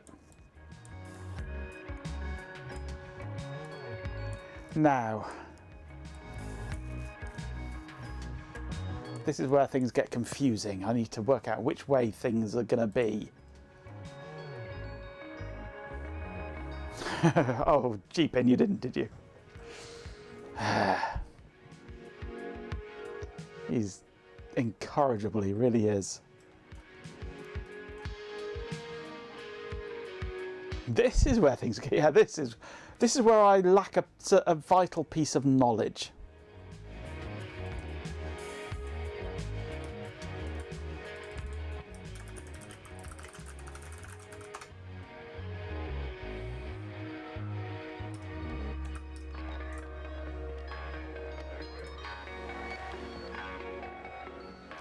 A very vital bit of knowledge I am lacking.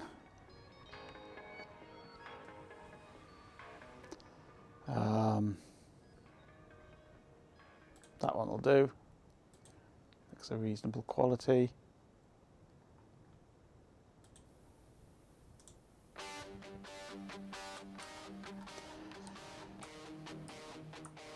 The knowledge I am lacking is...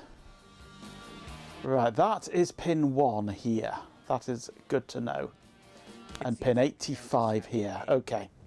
So odd numbers are on top of the board. Odd numbers are equivalent to the A side on this. So pin A1 needs to be on the top of the board. That's the bit of knowledge I didn't have offhand. So this is A1 here, this is A43 here.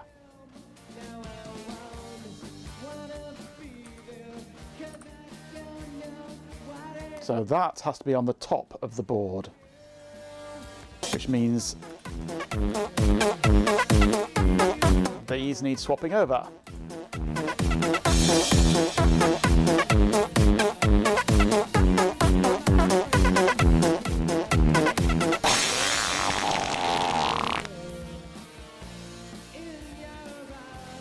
You're not having a how deep redeem.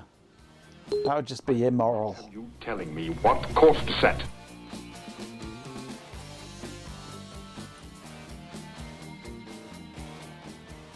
Now, another bit of information I don't have is how deep this needs to go. Useless man, useless man, useless man, useless man, useless man. Bee Gees redeem. How deep is your through hole? Bitchin'. If you've quite finished, Ben.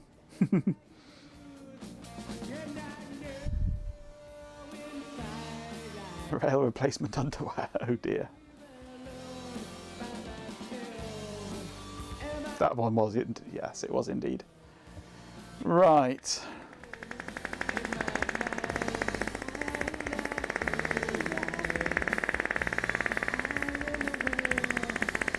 I do apologise, I'm an idiot. Thank you. Now, do I want to flip that?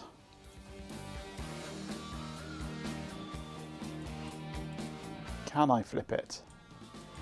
No, I can't. Why won't it flip?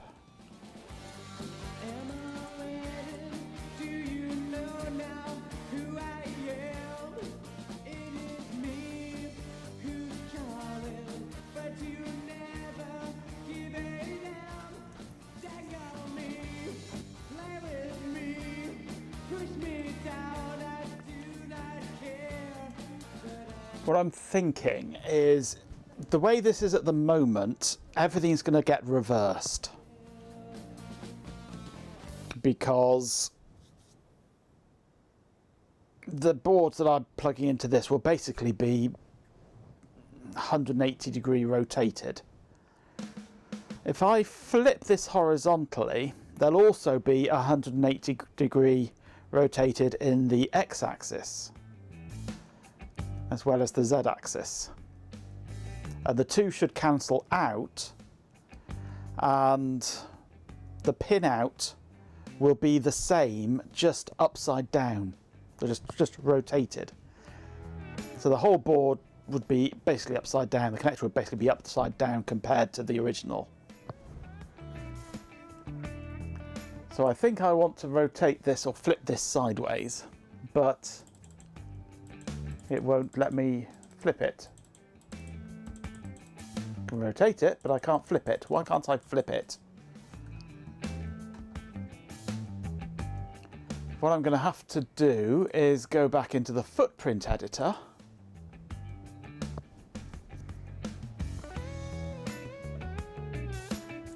Footprint editor. Access started. Is the footprint editor already open or something?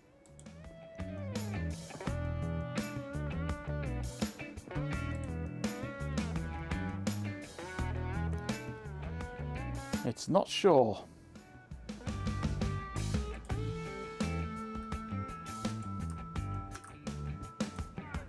Come on, keycard, get with the program.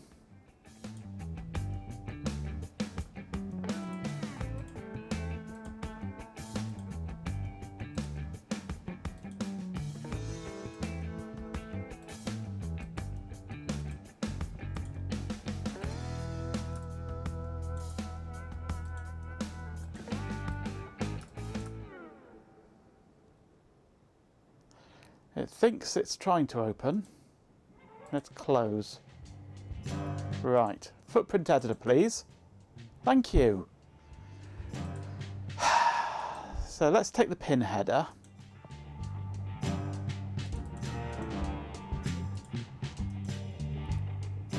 Duplicate it. During those ads.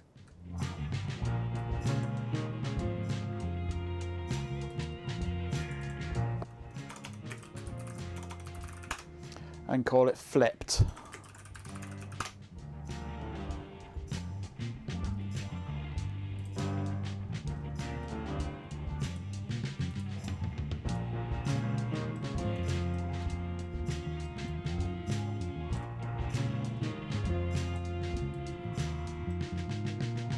And then just swap these pins over. Like that.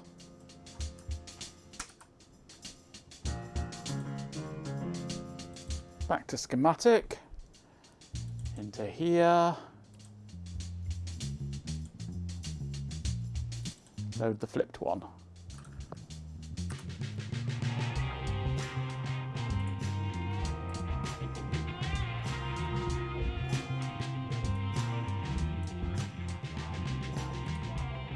There we go, that's flipped those over sideways now. Also makes it easier to route because that can just go over to there. Although, yeah, that's right, I think. Yeah. Because I should now just be able to route straight from there to there, on everything. And these,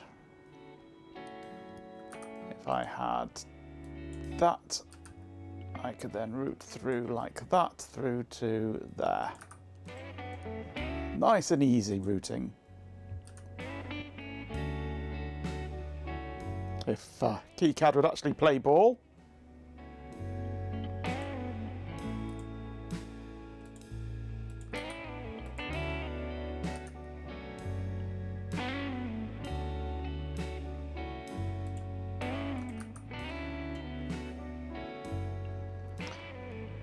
Are you feeling okay, Ben? Or have you been stuffing your face with far, far too much food?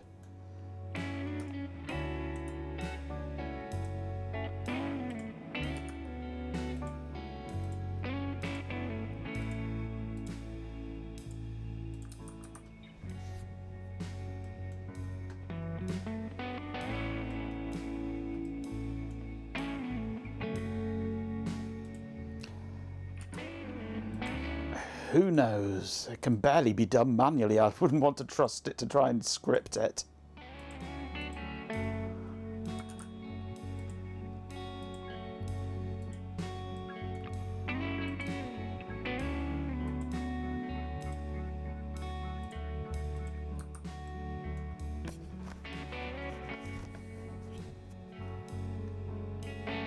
Cut and paste.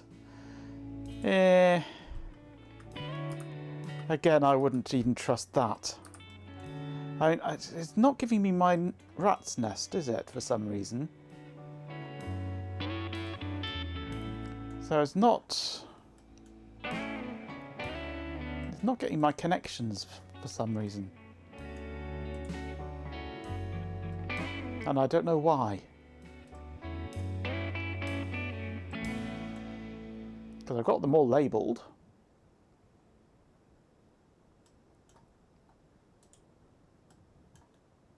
And the labels match up to the pin. Unless it's capitalization? It's not case sensitive, this, is it?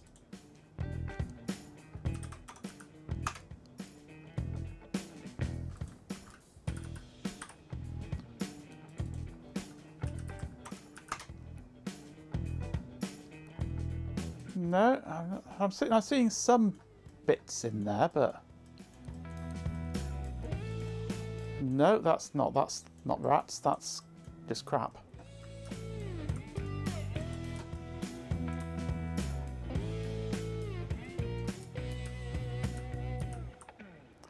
Why am I not getting any rats going between them?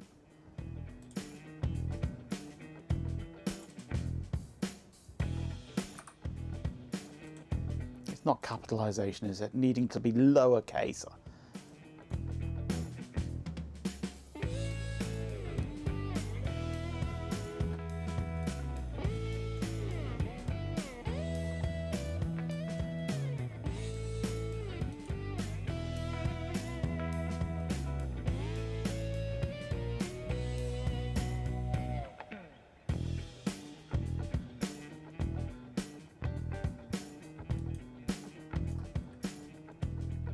Should be done by signal names. Yeah, but knowing where to, yeah, that's true. It's not. These should change to signal names, though, shouldn't they? So it's not. I may not be assigning the signal names to the connector because that doesn't exist on the connector. Wouldn't surprise me if it was something stupid like that.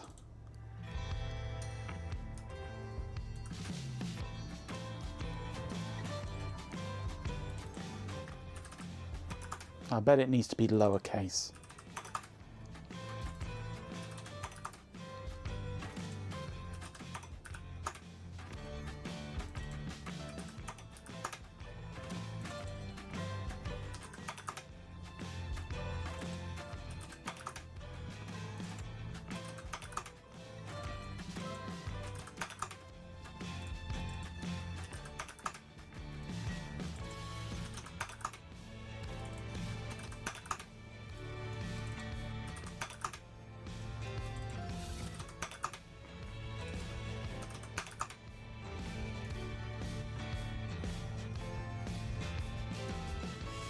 Is there a pin editor?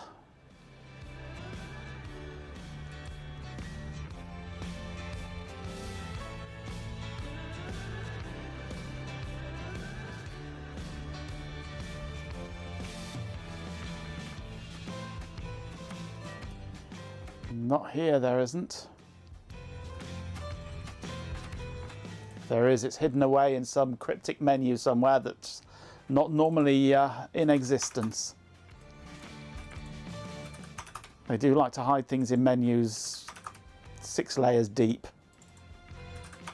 If you can tell me how to get to such a thing, it would be nice.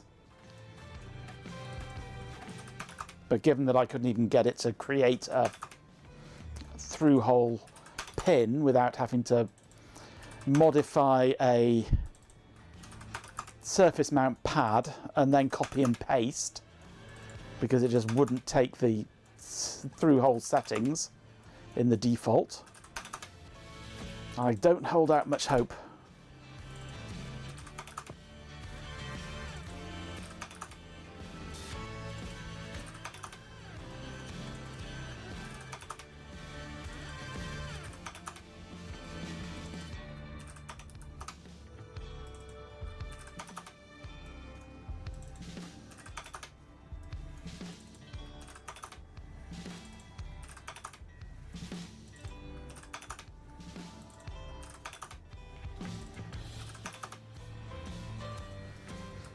Alright, I'll save that. I'm only doing the one column for the moment. Schematic editor, F8. Oh no, F8. Update, close. I need to go. Update footprint, update, close.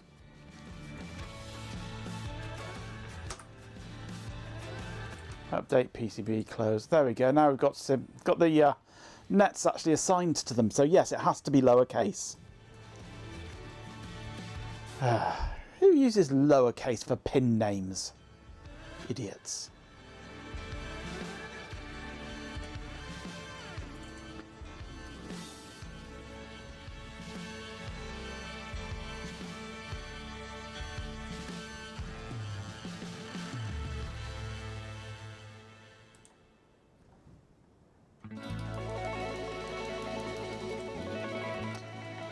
Great, now it won't open the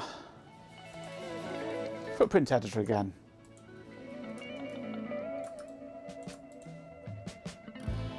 It's half opened.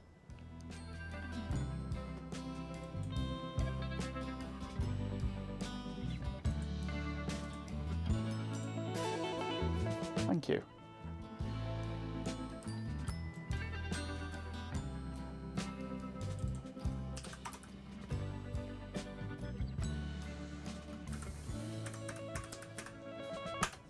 It had to happen, didn't it? Sooner or later, it had to happen.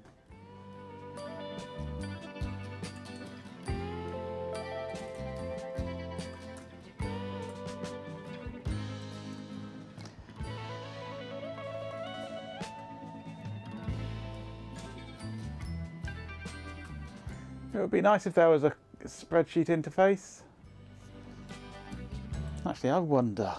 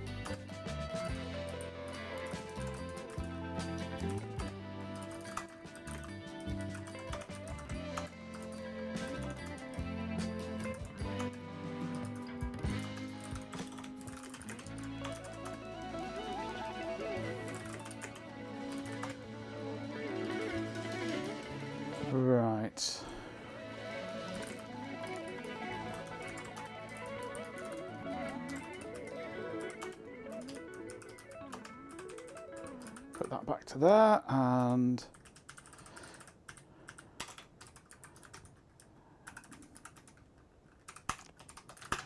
okay.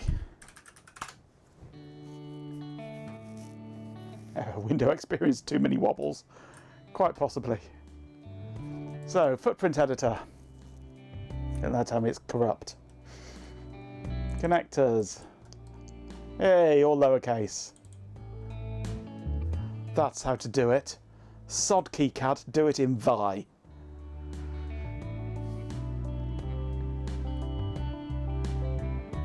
Right, so now it's PCB editor. It's update footprint. All footprints, update, close.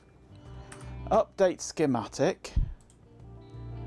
Update PCB, close. Now we should, there we go, now we've got lines everywhere.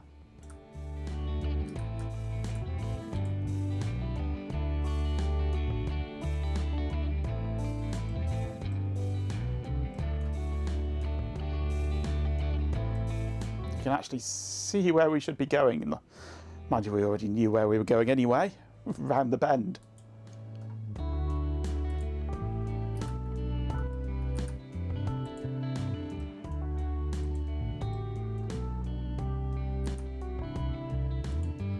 Right, it actually wants to route it around things for me now. Oh, hang on, that was unconnected.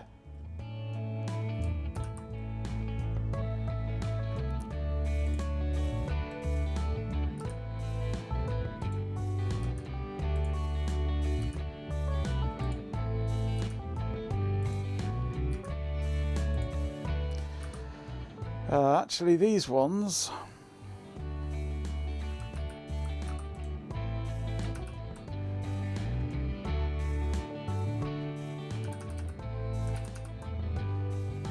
Let's take out the ground ones.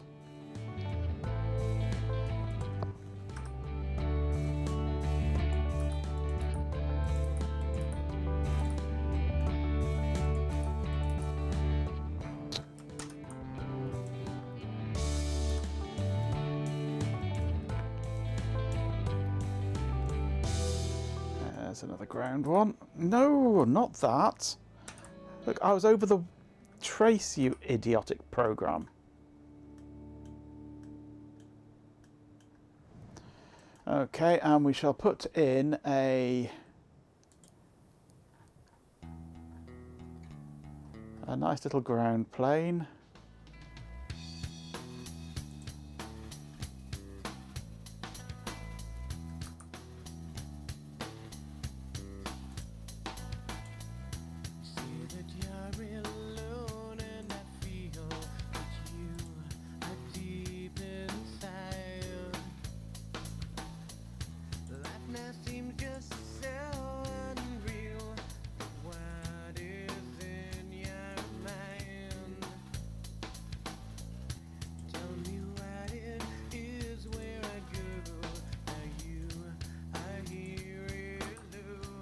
Okay. Right, we have a ground plane. Yay.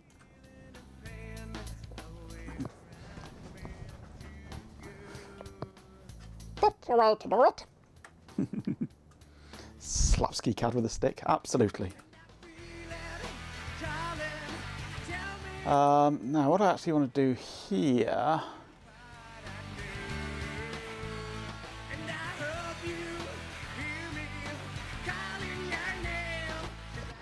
I really want to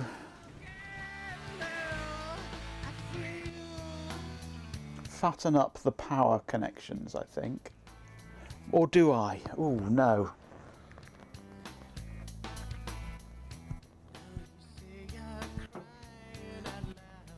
At the moment, yeah, at the moment it's all powered via a single barrel jack through my funky little circuit. I'm going to take that circuit away. Because now I'm running it from an ATX power supply, I have the voltages I need without my funky little circuit.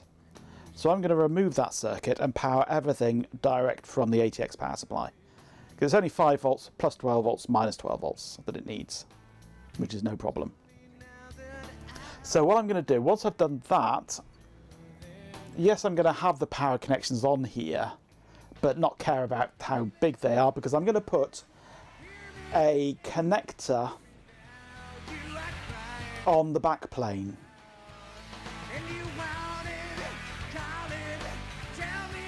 For the power. And take that direct from the ATX power supply. So I don't need to worry about fattening these traces up. That's okay.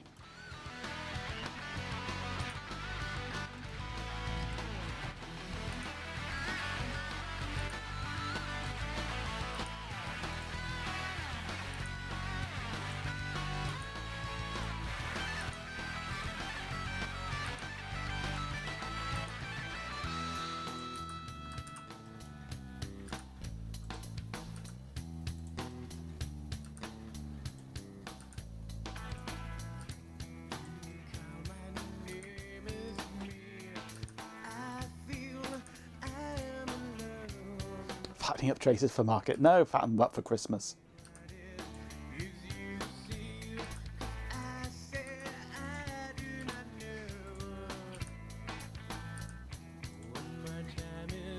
In fact, I might even take the power connections away entirely.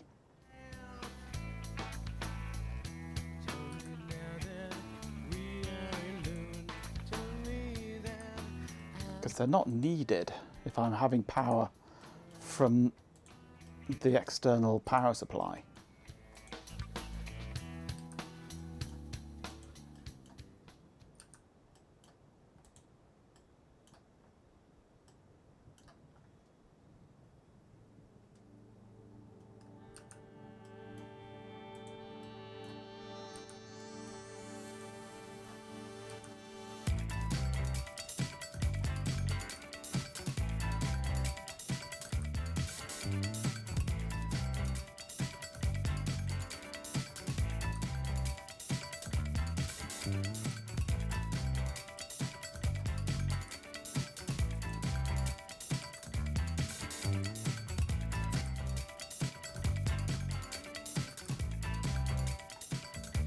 Thanks for enduring those ants.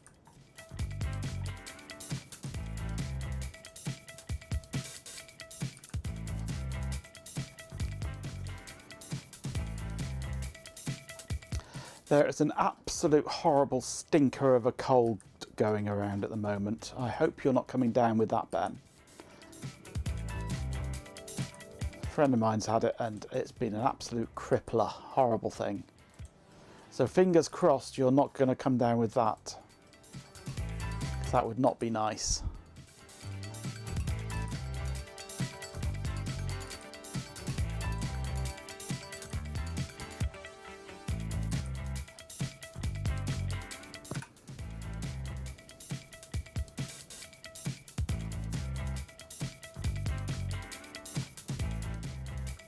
Avoiding the current cold by your normal technique of not going and speaking to people.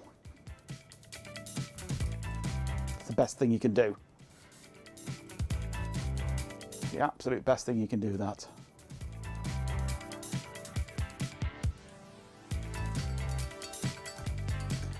Right, let's move my edge cuts into a sensible location.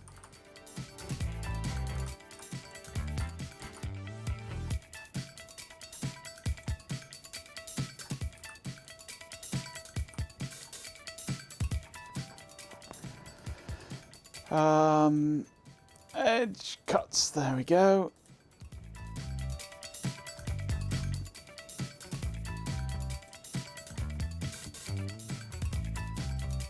Come back.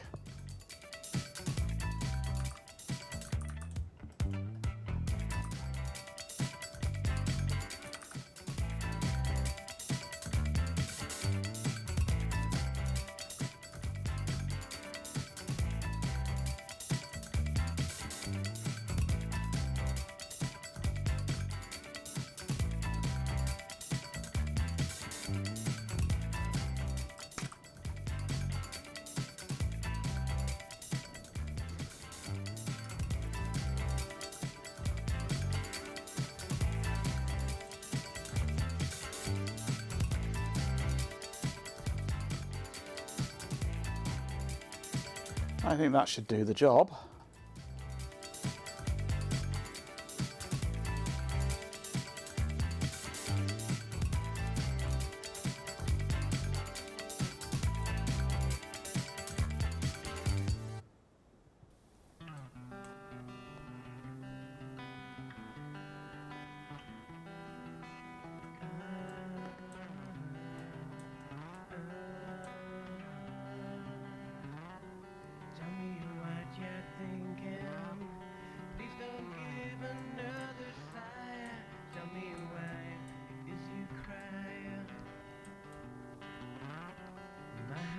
Yep, I think that'll do. I hope that'll do. Yeah, I'm wondering about these power connections. Should I bother with them or not? I'm thinking actually I might just take them away, because they're not actually needed if I'm going to be changing the power system. Or I might take the ATX plug, put a 20 pin ATX or 24 pin ATX connector on the back plane, and then take the 12 volts out into my adapter, possibly.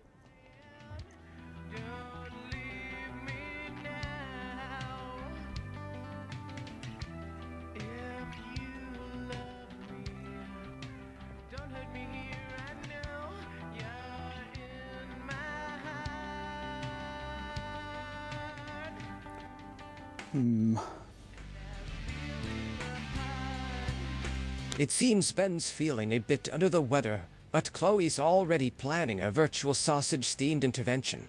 Someone get a virtual raccoon mass ready. Or do I do the opposite? I could actually feed the power into the Amiga from the back plane. There's no reason why not. I could actually go into the Amiga from the back plane.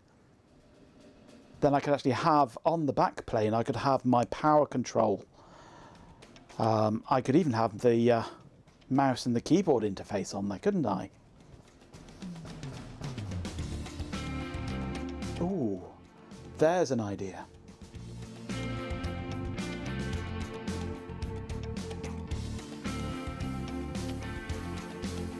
There is an idea. Yes, that would be nice.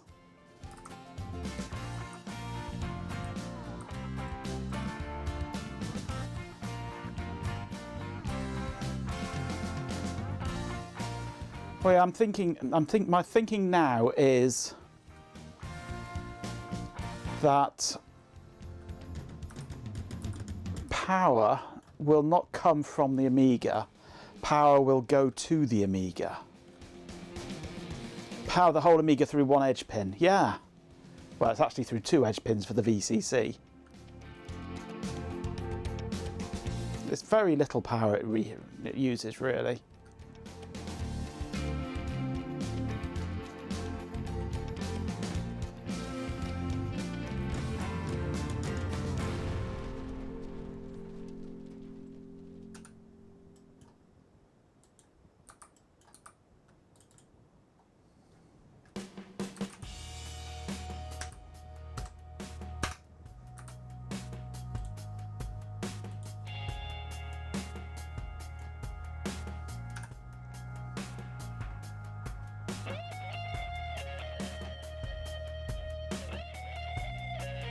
I mean, where's the harm in that? I'll obviously do the same on the other side.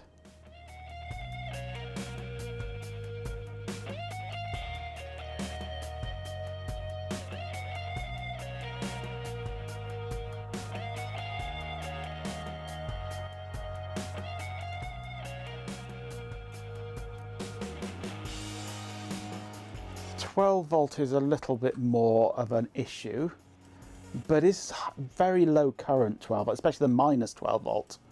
Minus 12 volt is almost no current. That's only really used, in fact, the minus 12 volt is only used in the amplifier for the audio. That's the only place that's used. plus 12 volts, I think, might be used in the video circuitry as well.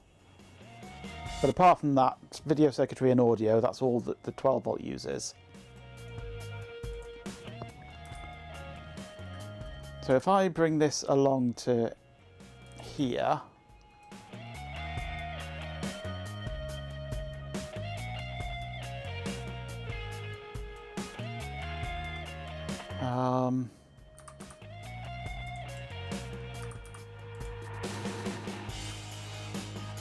I'll move that along to there. I'll put a new one in here.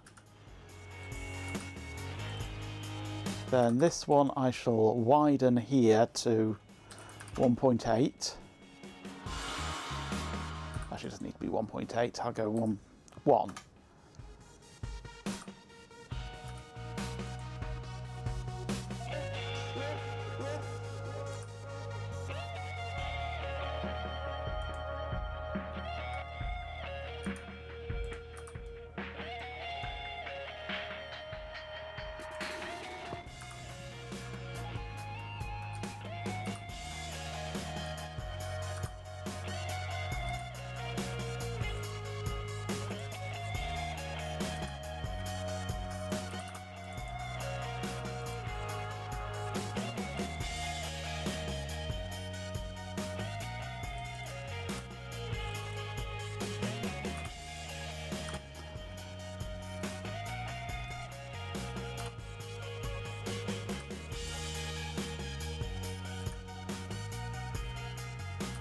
Oops, that was the wrong net. That should be on minus 12 volts.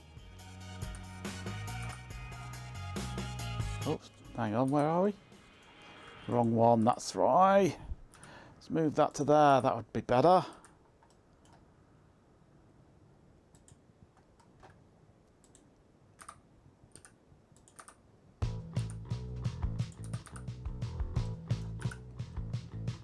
Okay.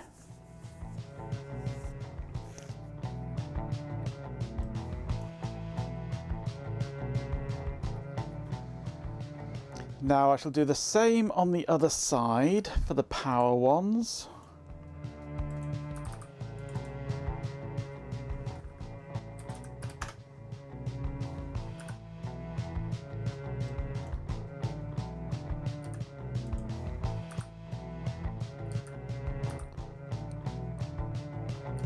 No, stop putting it on that side, you stupid. I'm on the blue layer. Just let me draw the net on the blue layer, without first going through like that. Because there's a red one underneath it, it wants to do it on the red layer. Right. I've got to turn off that one first before I can draw one. Stupid program. This is minus 12. This is plus 12. This is 1 millimeter. This is 1 millimeter. That should allow it to join in. No, that was minus. I told you that was minus 12, you stupid program.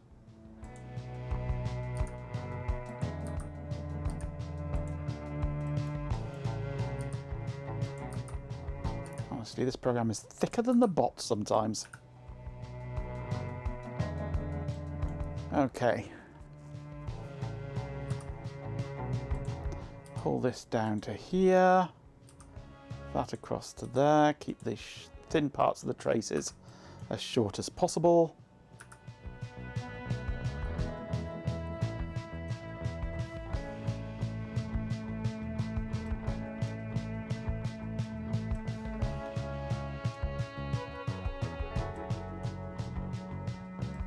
Right. We're looking good.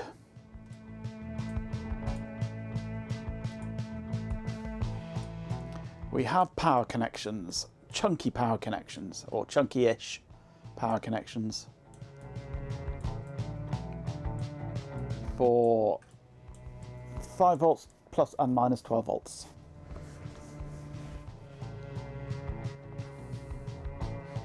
It may be dreadful, but is it really worse than the bot? At least the bot, you don't have to suffer.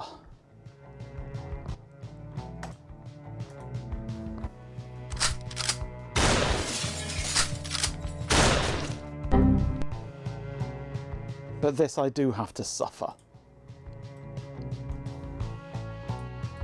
I'd like to shoot KeyCAD, but I can't.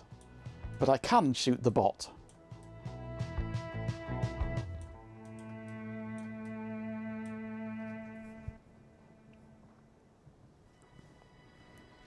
Go as far as Gedda. Oh, I haven't used Gedda for years, not since PCB R&D and SEH R&D came out.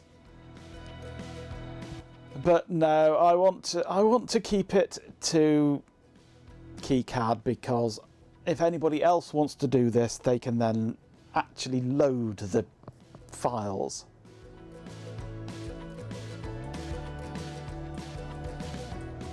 Right, all I'm lacking now is footprint, 3D model for the pin header.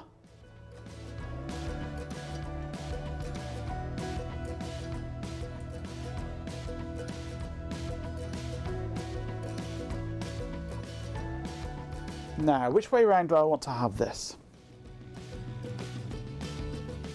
Petition KeyCAD to include barleycorns, yes, absolutely. And smoots.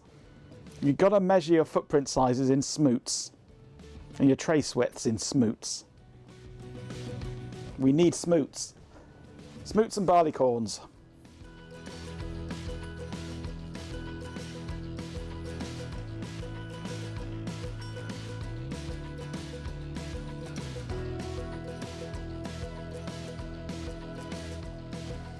No idea why you're discussing shoe sizes.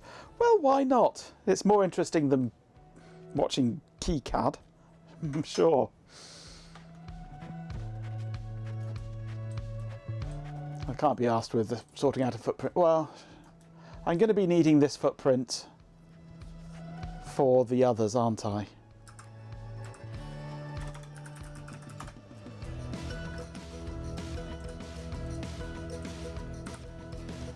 Let's see what we've got.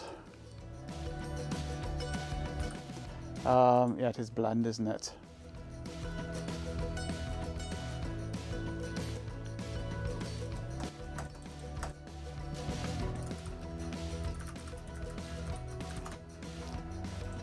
Home, get components.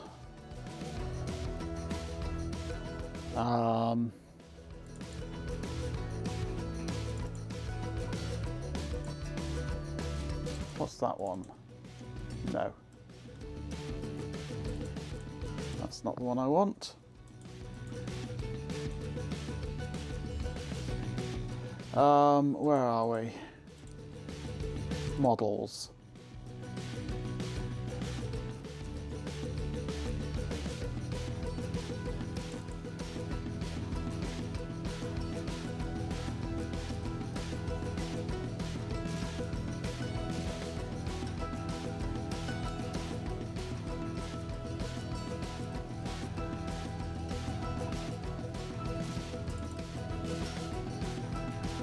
There might be something here.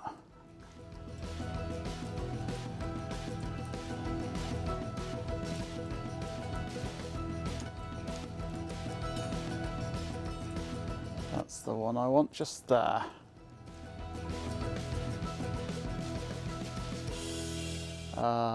Select, invert, delete.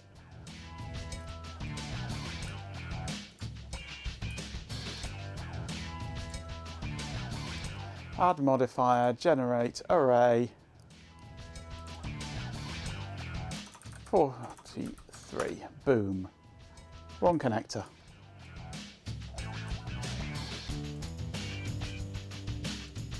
I don't know if the pitch is right though.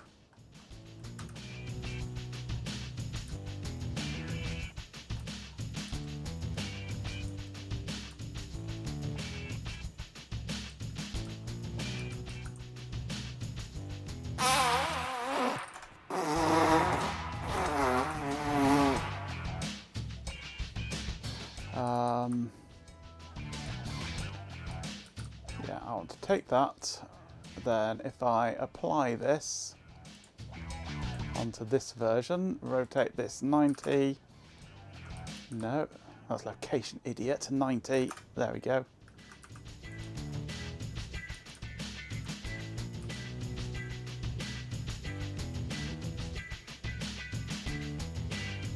Yeah, that looks good to me. Right. So if I then go apply,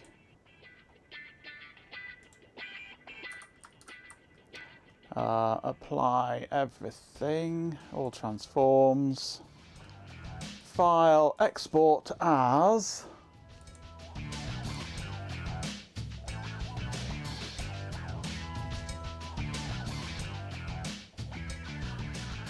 well, I want to do an STL initially.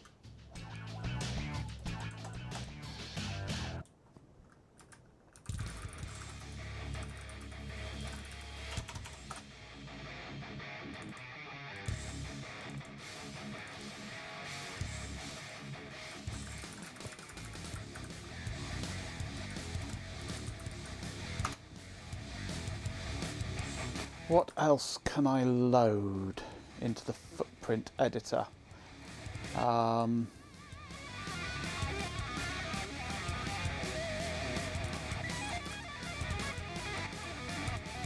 Let's close some of these windows because I know that KiCad is going to crash on me. Footprint editor. It loaded, my God. 3D models, open, STPs, steps, IGS.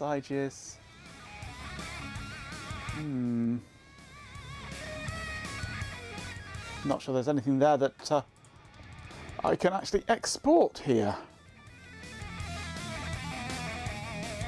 ABC, USD, SVG, PDF, OBJ, PLY, STL, FBX, GLB. No.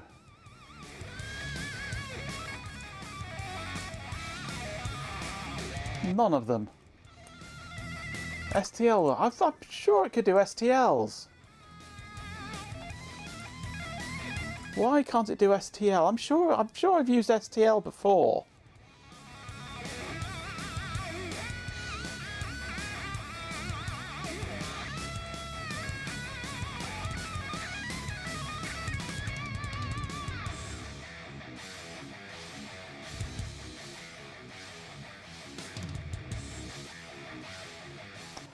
I used to use GrabCAD,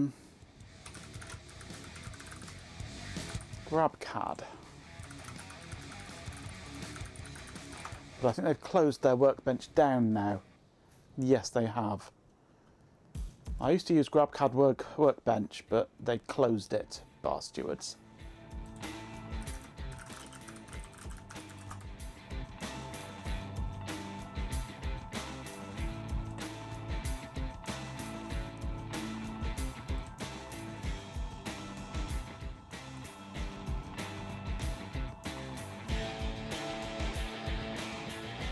Where is it? Git, Amiga expansion, hardware, bendy board, models, pin header, convert to step.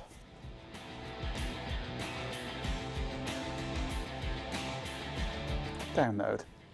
There we go.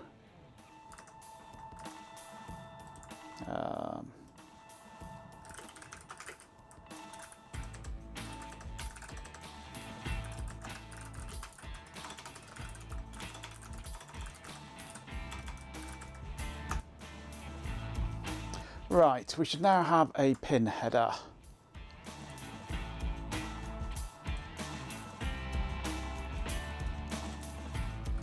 And we wait. And we wait. And we wait. Forever.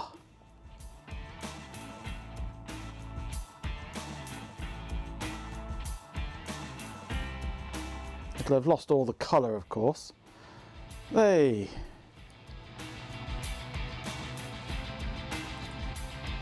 In fact, it's... oh, there it is. Of course, I didn't re-origin, did I?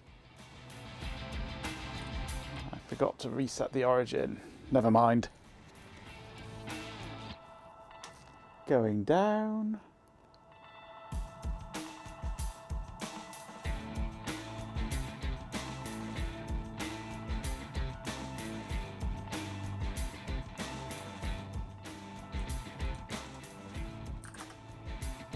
Oh, thank you.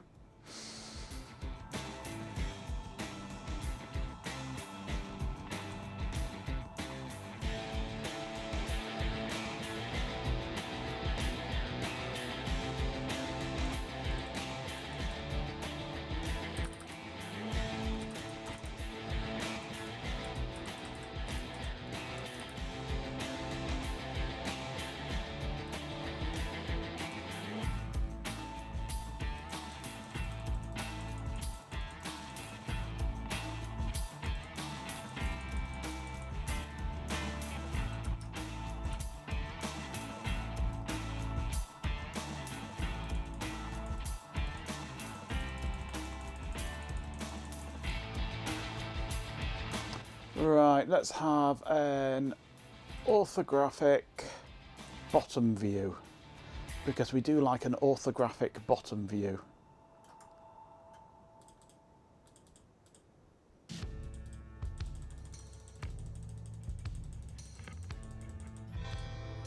Tunnock's caramel wafers rock, Ben. They absolutely rock.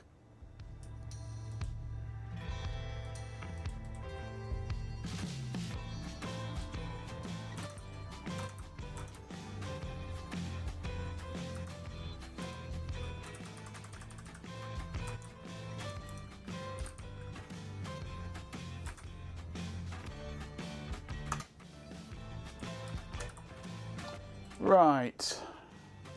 Ah, that was only one of them, wasn't it, that I needed? Back to the footprint editor.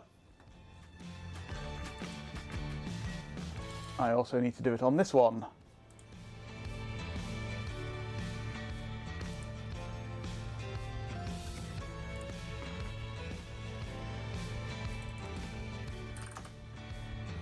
Oh, come back.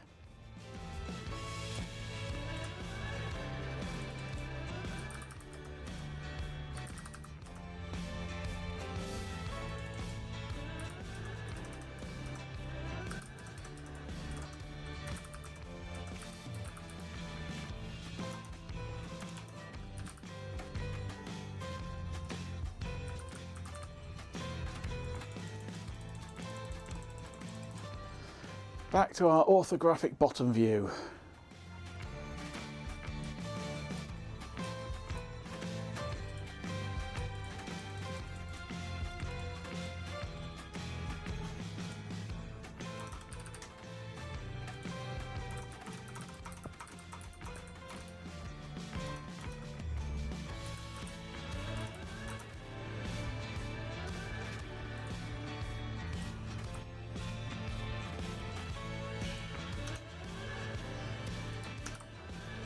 Okay, back to the PCB editor.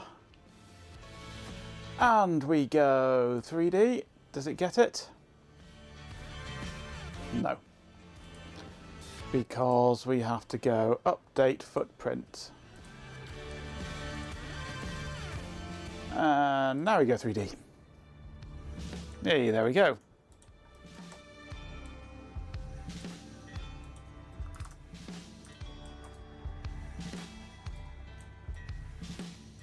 Now, this begs the question, what connector do I want here? Do I want pins here, or do I want...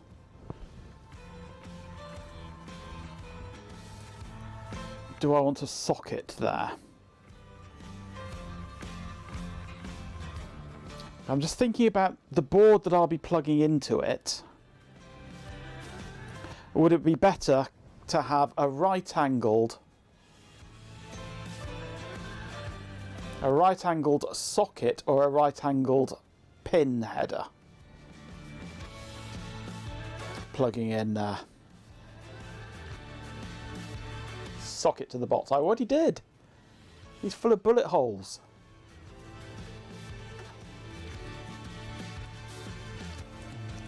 Because I'm thinking it might be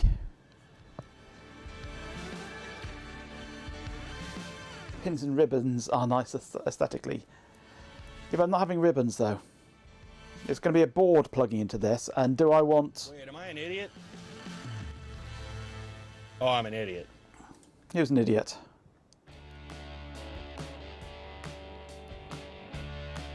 Arduino was onto something with those offset connectors. Oh yeah, they have a purpose. Those connectors. Incidentally, they weren't created by Arduino. Arduino isn't created by Arduino. What plugs into this will be the backplane. It'll be one longer board with more of these connectors in it. More of these ones in it. But they'll be going vertically, whereas this board will be sort of plugging in sideways.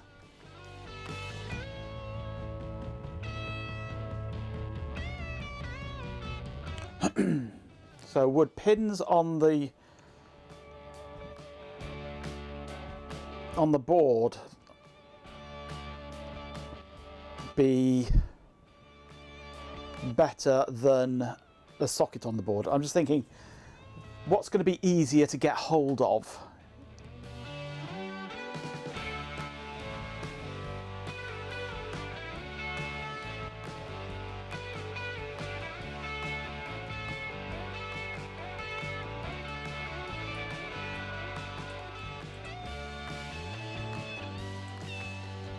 There's 86 pins in this.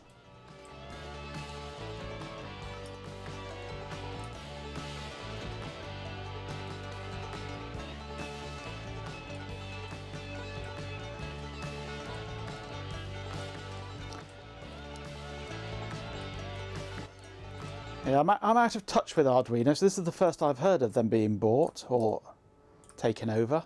It's not surprising. Everyone gets taken over one sooner or later. But I've lost touch with Arduino over the past few years. I used to be quite heavily in with them, but now they went strange, and I never liked them. So last week sometime. Oh well. It's been nice knowing you, Arduino. I'll just carry on with what I'm doing. I've separated myself from Arduino and just do my own thing. I use their Arduino CLI, but that's about all. Everyone gets taken over. Chance to be a fine thing.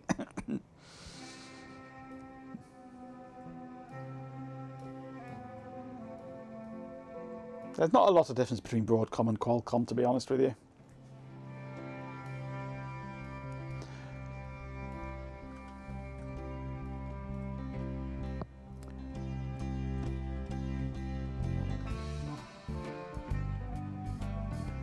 Another thought occurs to me as well. Can I actually get connectors for this?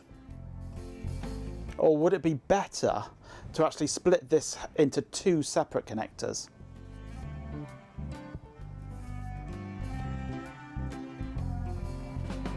So slice it not quite in half, but close to being in half, and have two separate connectors.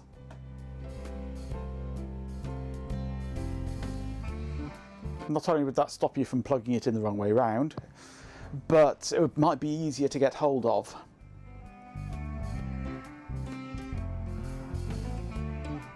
Because it's 43 by 2, so I could do a 20 by 2 and a 23 by 2. 3 connectors for laughs. I could do 3.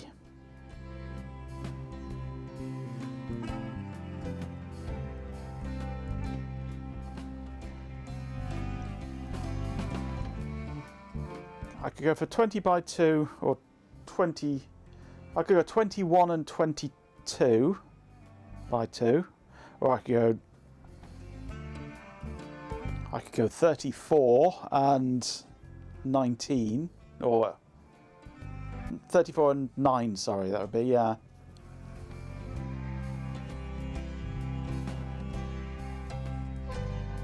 This is true, Chloe, yes. As soon as they make something foolproof, somebody comes along and invents a bigger fool.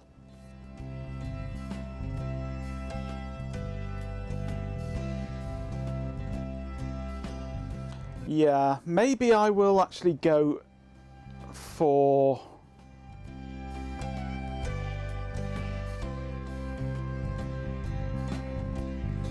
if I go for 2 22s by 2s, that gives 2 extra pins. I could just have a couple of extra grounds.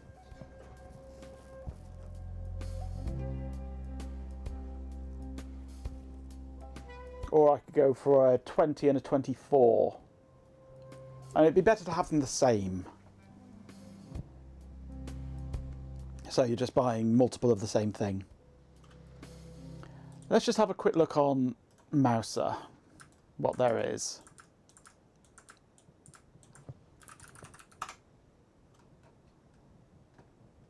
Yeah, for 20 by 2 and 34 by 2, yeah.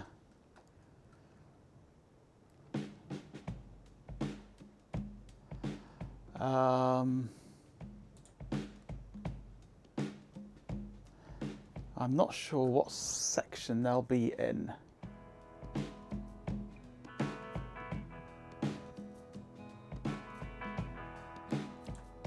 Board-to-board and mezzanine.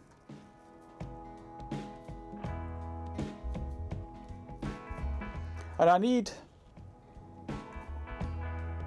It's 43 by 2. But I can have more than that. And just throw in some extra grounds. More grounds is no problem.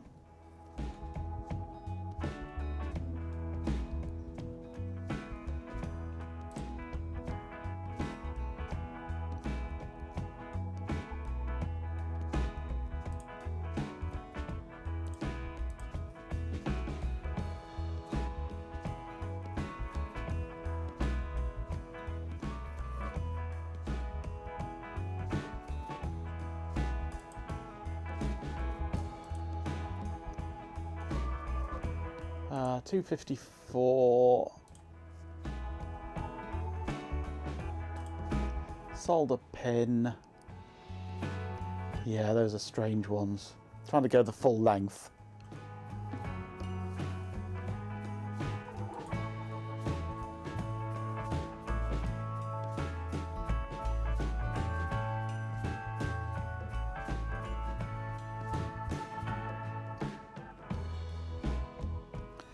A 20 and a 34 would give you 54, which is way more than I need.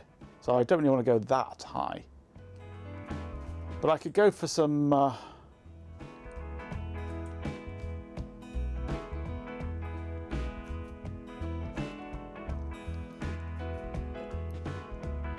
...44 pin ones.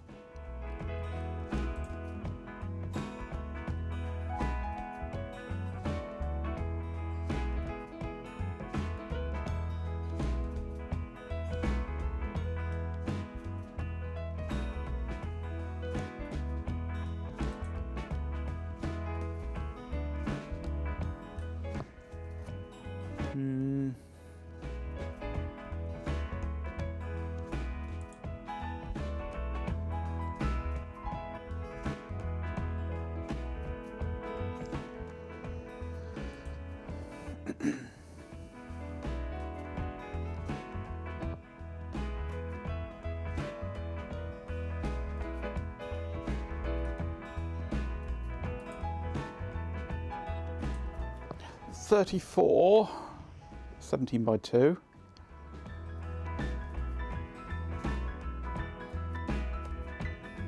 I mean, I want... I'd be looking at right angle, don't I? See what there is in the way of right angle.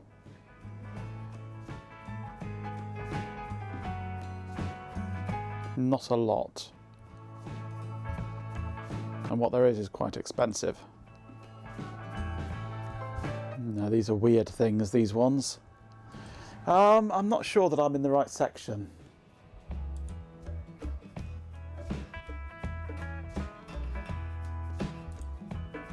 Vertical receptacles.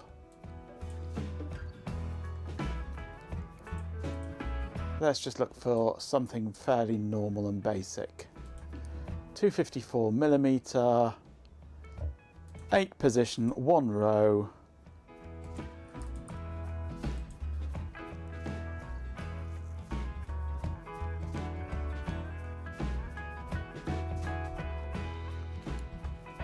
Solder pin, vertical.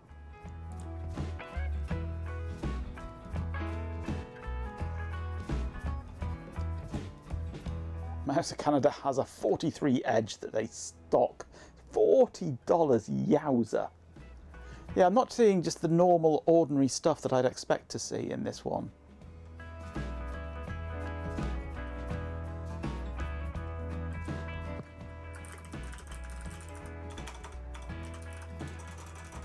Um, 40 pin right angle,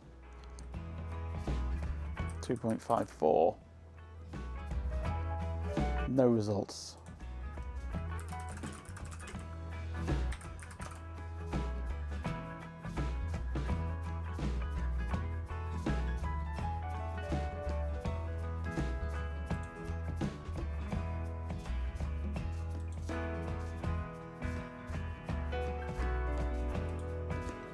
See, they're all weird things, these. And that's more like the sort of thing.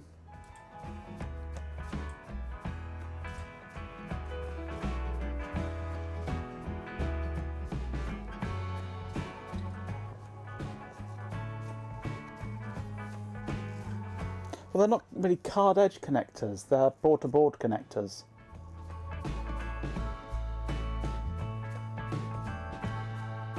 They're all weird things. Chat waves, hello. Hello, chat.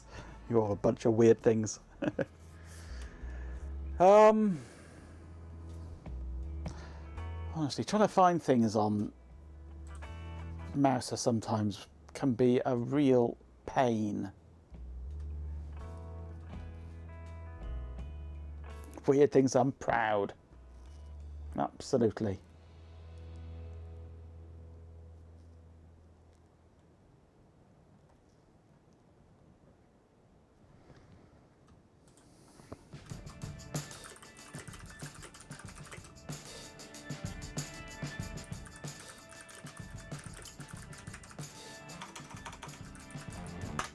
Let's just ask Google.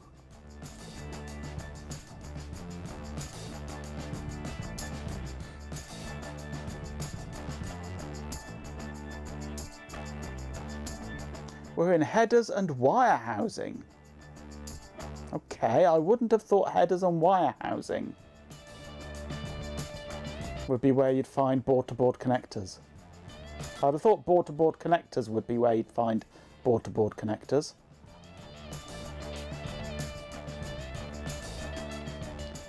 So 254, row spacing 254, through hole.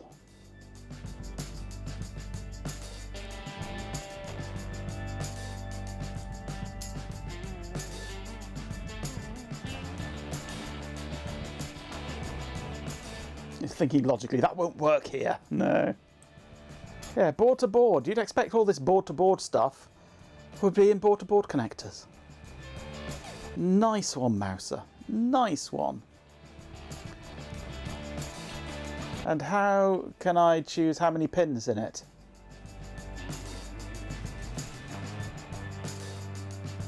Ah, it's already there. That's why. It's already filtered those for me. Thanks, Google.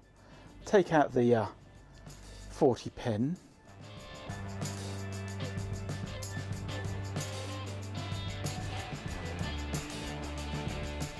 Can I get right angle? That's already in there, right angle. Okay.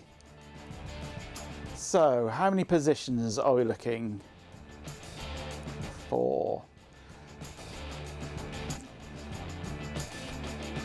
44. I can use two 44s.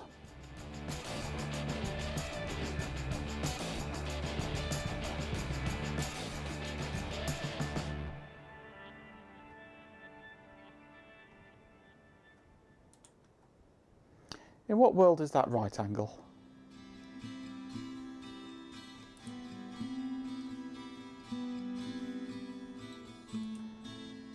And we have IDC connectors, boxed headers.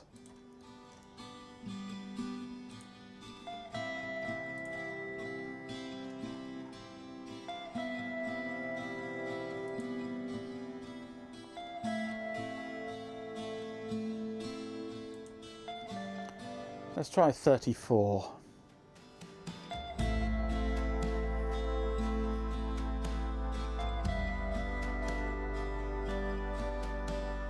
No, it's giving us IDC connectors. Madgenko Tech, honestly, you're a chaotic mess. You spend hours on niche projects, then complain when things don't work perfectly. And the constant stream of Amiga expansion design, it's a lot. But hey, at least it makes for entertaining content. Now, if you're done with me, I have some things to do. You do indeed. You have an outro to run.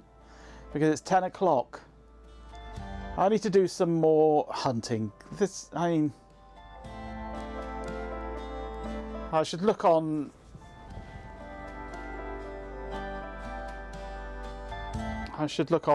just general searches for an actual product. And then search for that product in Mouser. And then expand my search from there, I think. Well, it's because I shot him half an hour ago, and he's just come back to life. Which is now why he's mouthing off at me. Anyway, I'm done for tonight now. I'm done trying to find a connector. But we need to find something that's easily available to use for this connection here. And these we have no choice in. Fearless leader. That is precisely what botched things in Talis.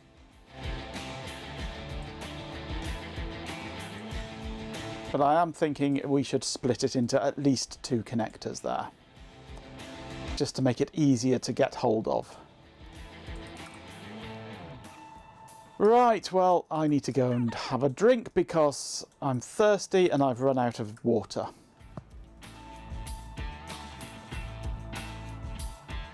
Male headers are easy, yeah, smaller ones are stackable, I know, yes. It's the female ones, you can just about squeeze them together, but really you need to shave the ends off so that they butt together properly, otherwise they're just a fraction too wide and bend out.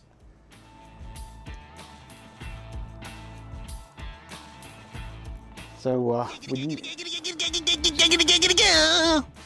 need to find something that we can actually...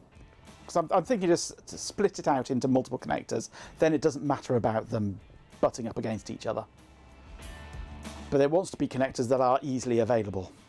So, put 1 inch between them and they fit just right, yeah. That's exactly what I'm thinking. Just shift them 0.1 inch between them. Playful LB, you are very late. I'm just about to finish. You've missed all the fun. I've been designing a circuit board. I've taken the whole evening to design one little circuit board with 2 connectors on it.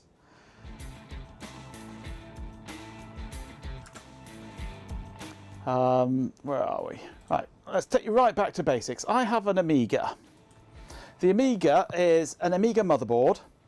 Amiga 500 motherboard, which is inside a PC case. This here is a PC case, believe it or not. That's where the power supply normally is in the PC case. I have a small form factor power supply bolted into the corner there. I have the Amiga motherboard bolted along the back of the case. And I am designing a board to go from the expansion connector on the Amiga vertically and back on itself, into which I will then plug in a backplane board that I will design. DIY Amiga 1500, pretty much, yes, my Franken Amiga. So today I've just been designing this board here. Let's reload keycard. Which is this board here. Come on, this board here. Which just plugs into the side of the Amiga and then gives me a connector into which I can then plug my backplane. So we're just humming and hawing over this specific connector.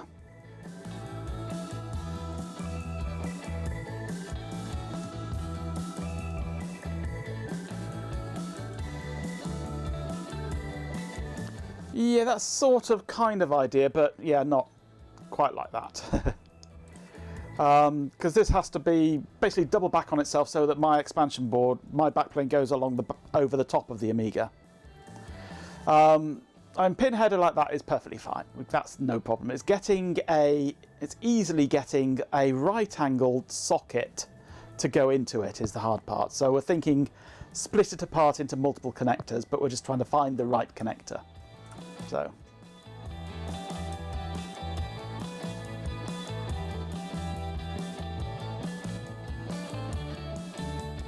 Put a board edge on the top of the board and then an edge connector like the one we already have on the back plane.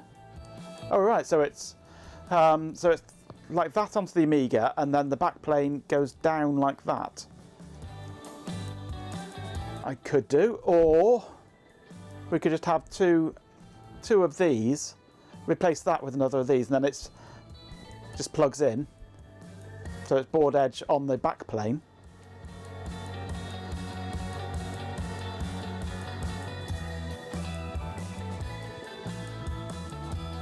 I want these connectors to be cheap. These are quite hard to get hold of. These are easy to get hold of. I have a limited supply of these.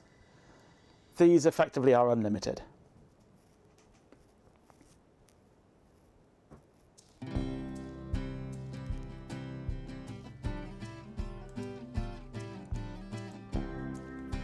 PCIe is cheaper and available, however, designing a board for that is harder because it's much finer pitch.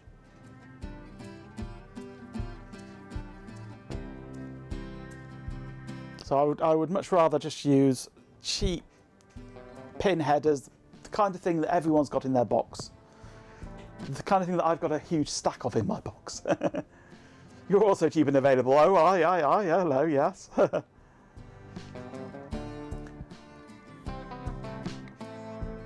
It wants to be easily built as well, easily assembled, hand assembled. And PCIe ones they're painful to work with. But they're not painful, they're harder to work with than a nice, easy, wide, spaced out one like this. So I'm looking at just splitting this into two connectors. That is a 68-pin connector, but we can go more if we want to. We can stretch it out a bit further. If we want to space it out, add a few extra ground pins to round it up to the next easily available size, etc. So yeah.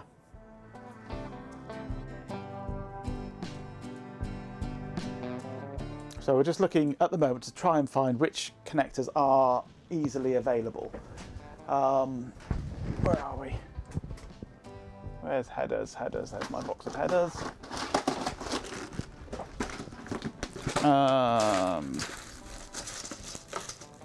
Because I mean, these, I've got loads. Where are we? I can see what I'm doing now. Yeah, these are the. I've got loads of pin headers. There's no problem. It's the right-angled sockets are harder, which is why we're thinking of possibly straight sockets and right-angled headers. Where are we? I've got some here, I'm sure. Yeah, I've got straight through. Oh, I've got vertical. Don't think I've got any right-angle sockets at the moment. I thought I had some right-angle sockets. Maybe not. Maybe not. Maybe I used them for something else. I've got a feeling I might have done, actually. Might have used them on another project. Yeah.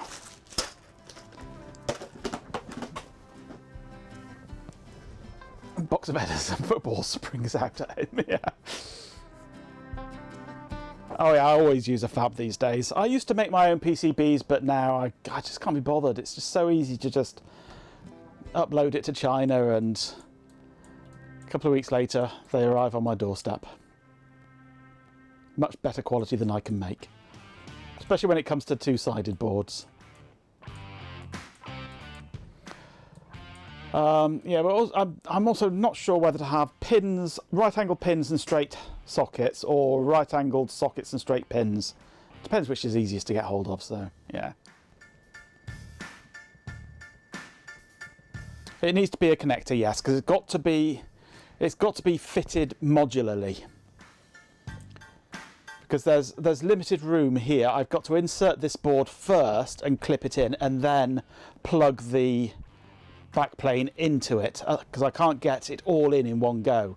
There's just not the room because of the power supply. This space here is quite small.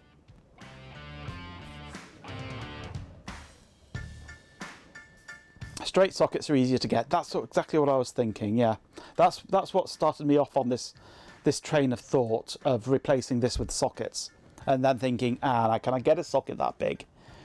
Should I split it in half, or even into 3?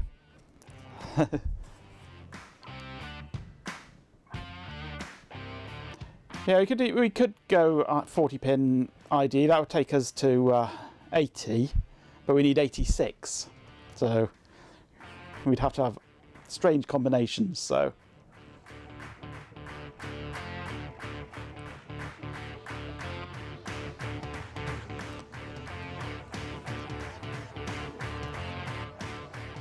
The most complicated device made entirely without a PCB, just straight dead bugging. Oh, did I say 68? It's 86, sorry. 86, yes, it's 43 times 2. A lot of early valve equipment was made as just point-to-point wiring. So, a 50 and a 40 would work. A 34 and a 34 and a 40. No, 44 and a 40.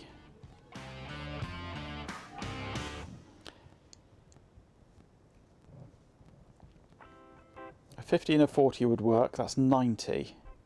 We can add some extra grounds, no problem. Yeah, I'm trying to work out how best to do it with easily accessible ones.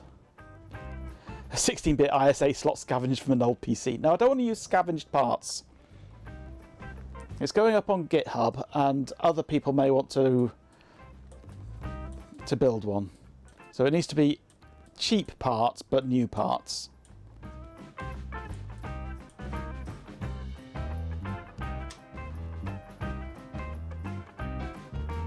Colossus was made out of telephone exchange equipment. 334s. That's a lot. That's 102, that is, isn't it? That's way more than I need.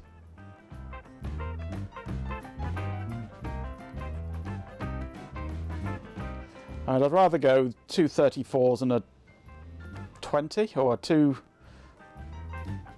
Those 20s are easily available. Anyway, that's for me to mull over and come up with an idea. If I need to search, see what there is. It doesn't have to be 2 connectors, it could be 3 connectors. It just wants to be cheap and easily available.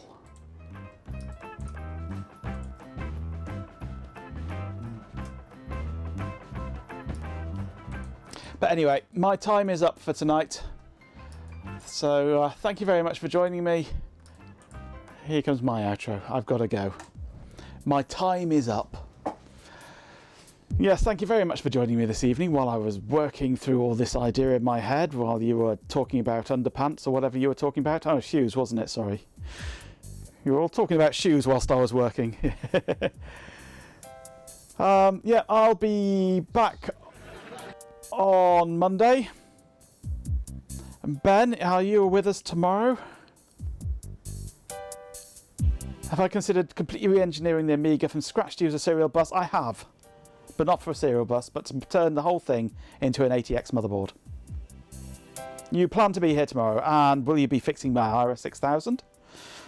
Or will you be doing something more fun instead? Underpants did get talked about, but briefly. Something more fun, is it?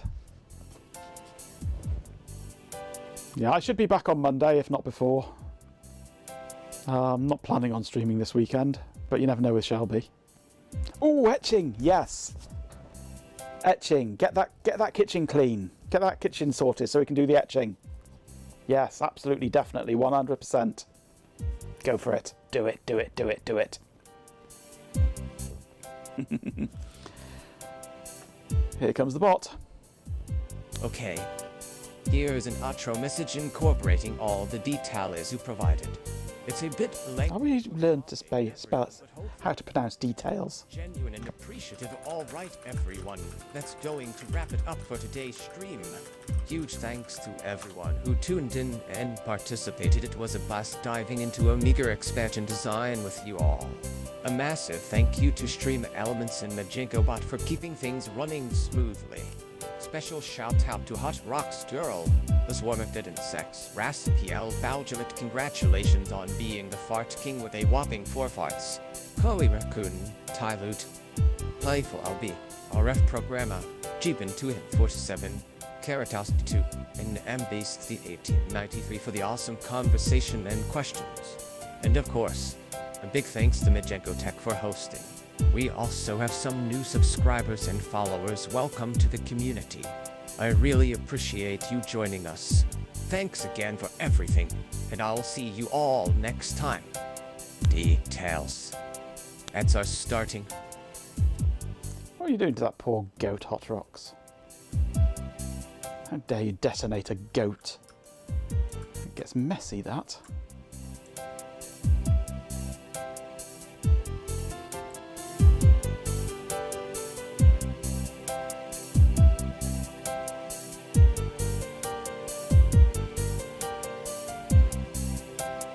Damn, I'm looking Thanks good. for hearing those ads.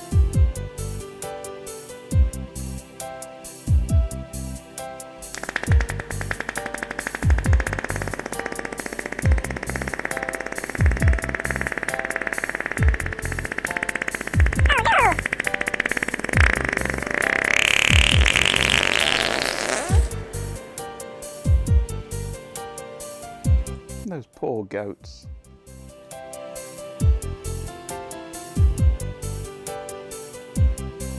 Oh my. Bridge to Commander Wolf.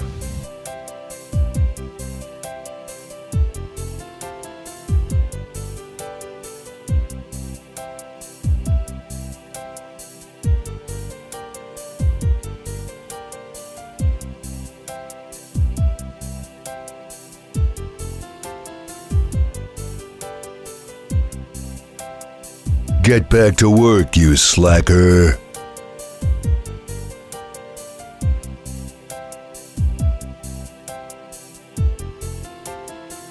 Hail to the king, baby.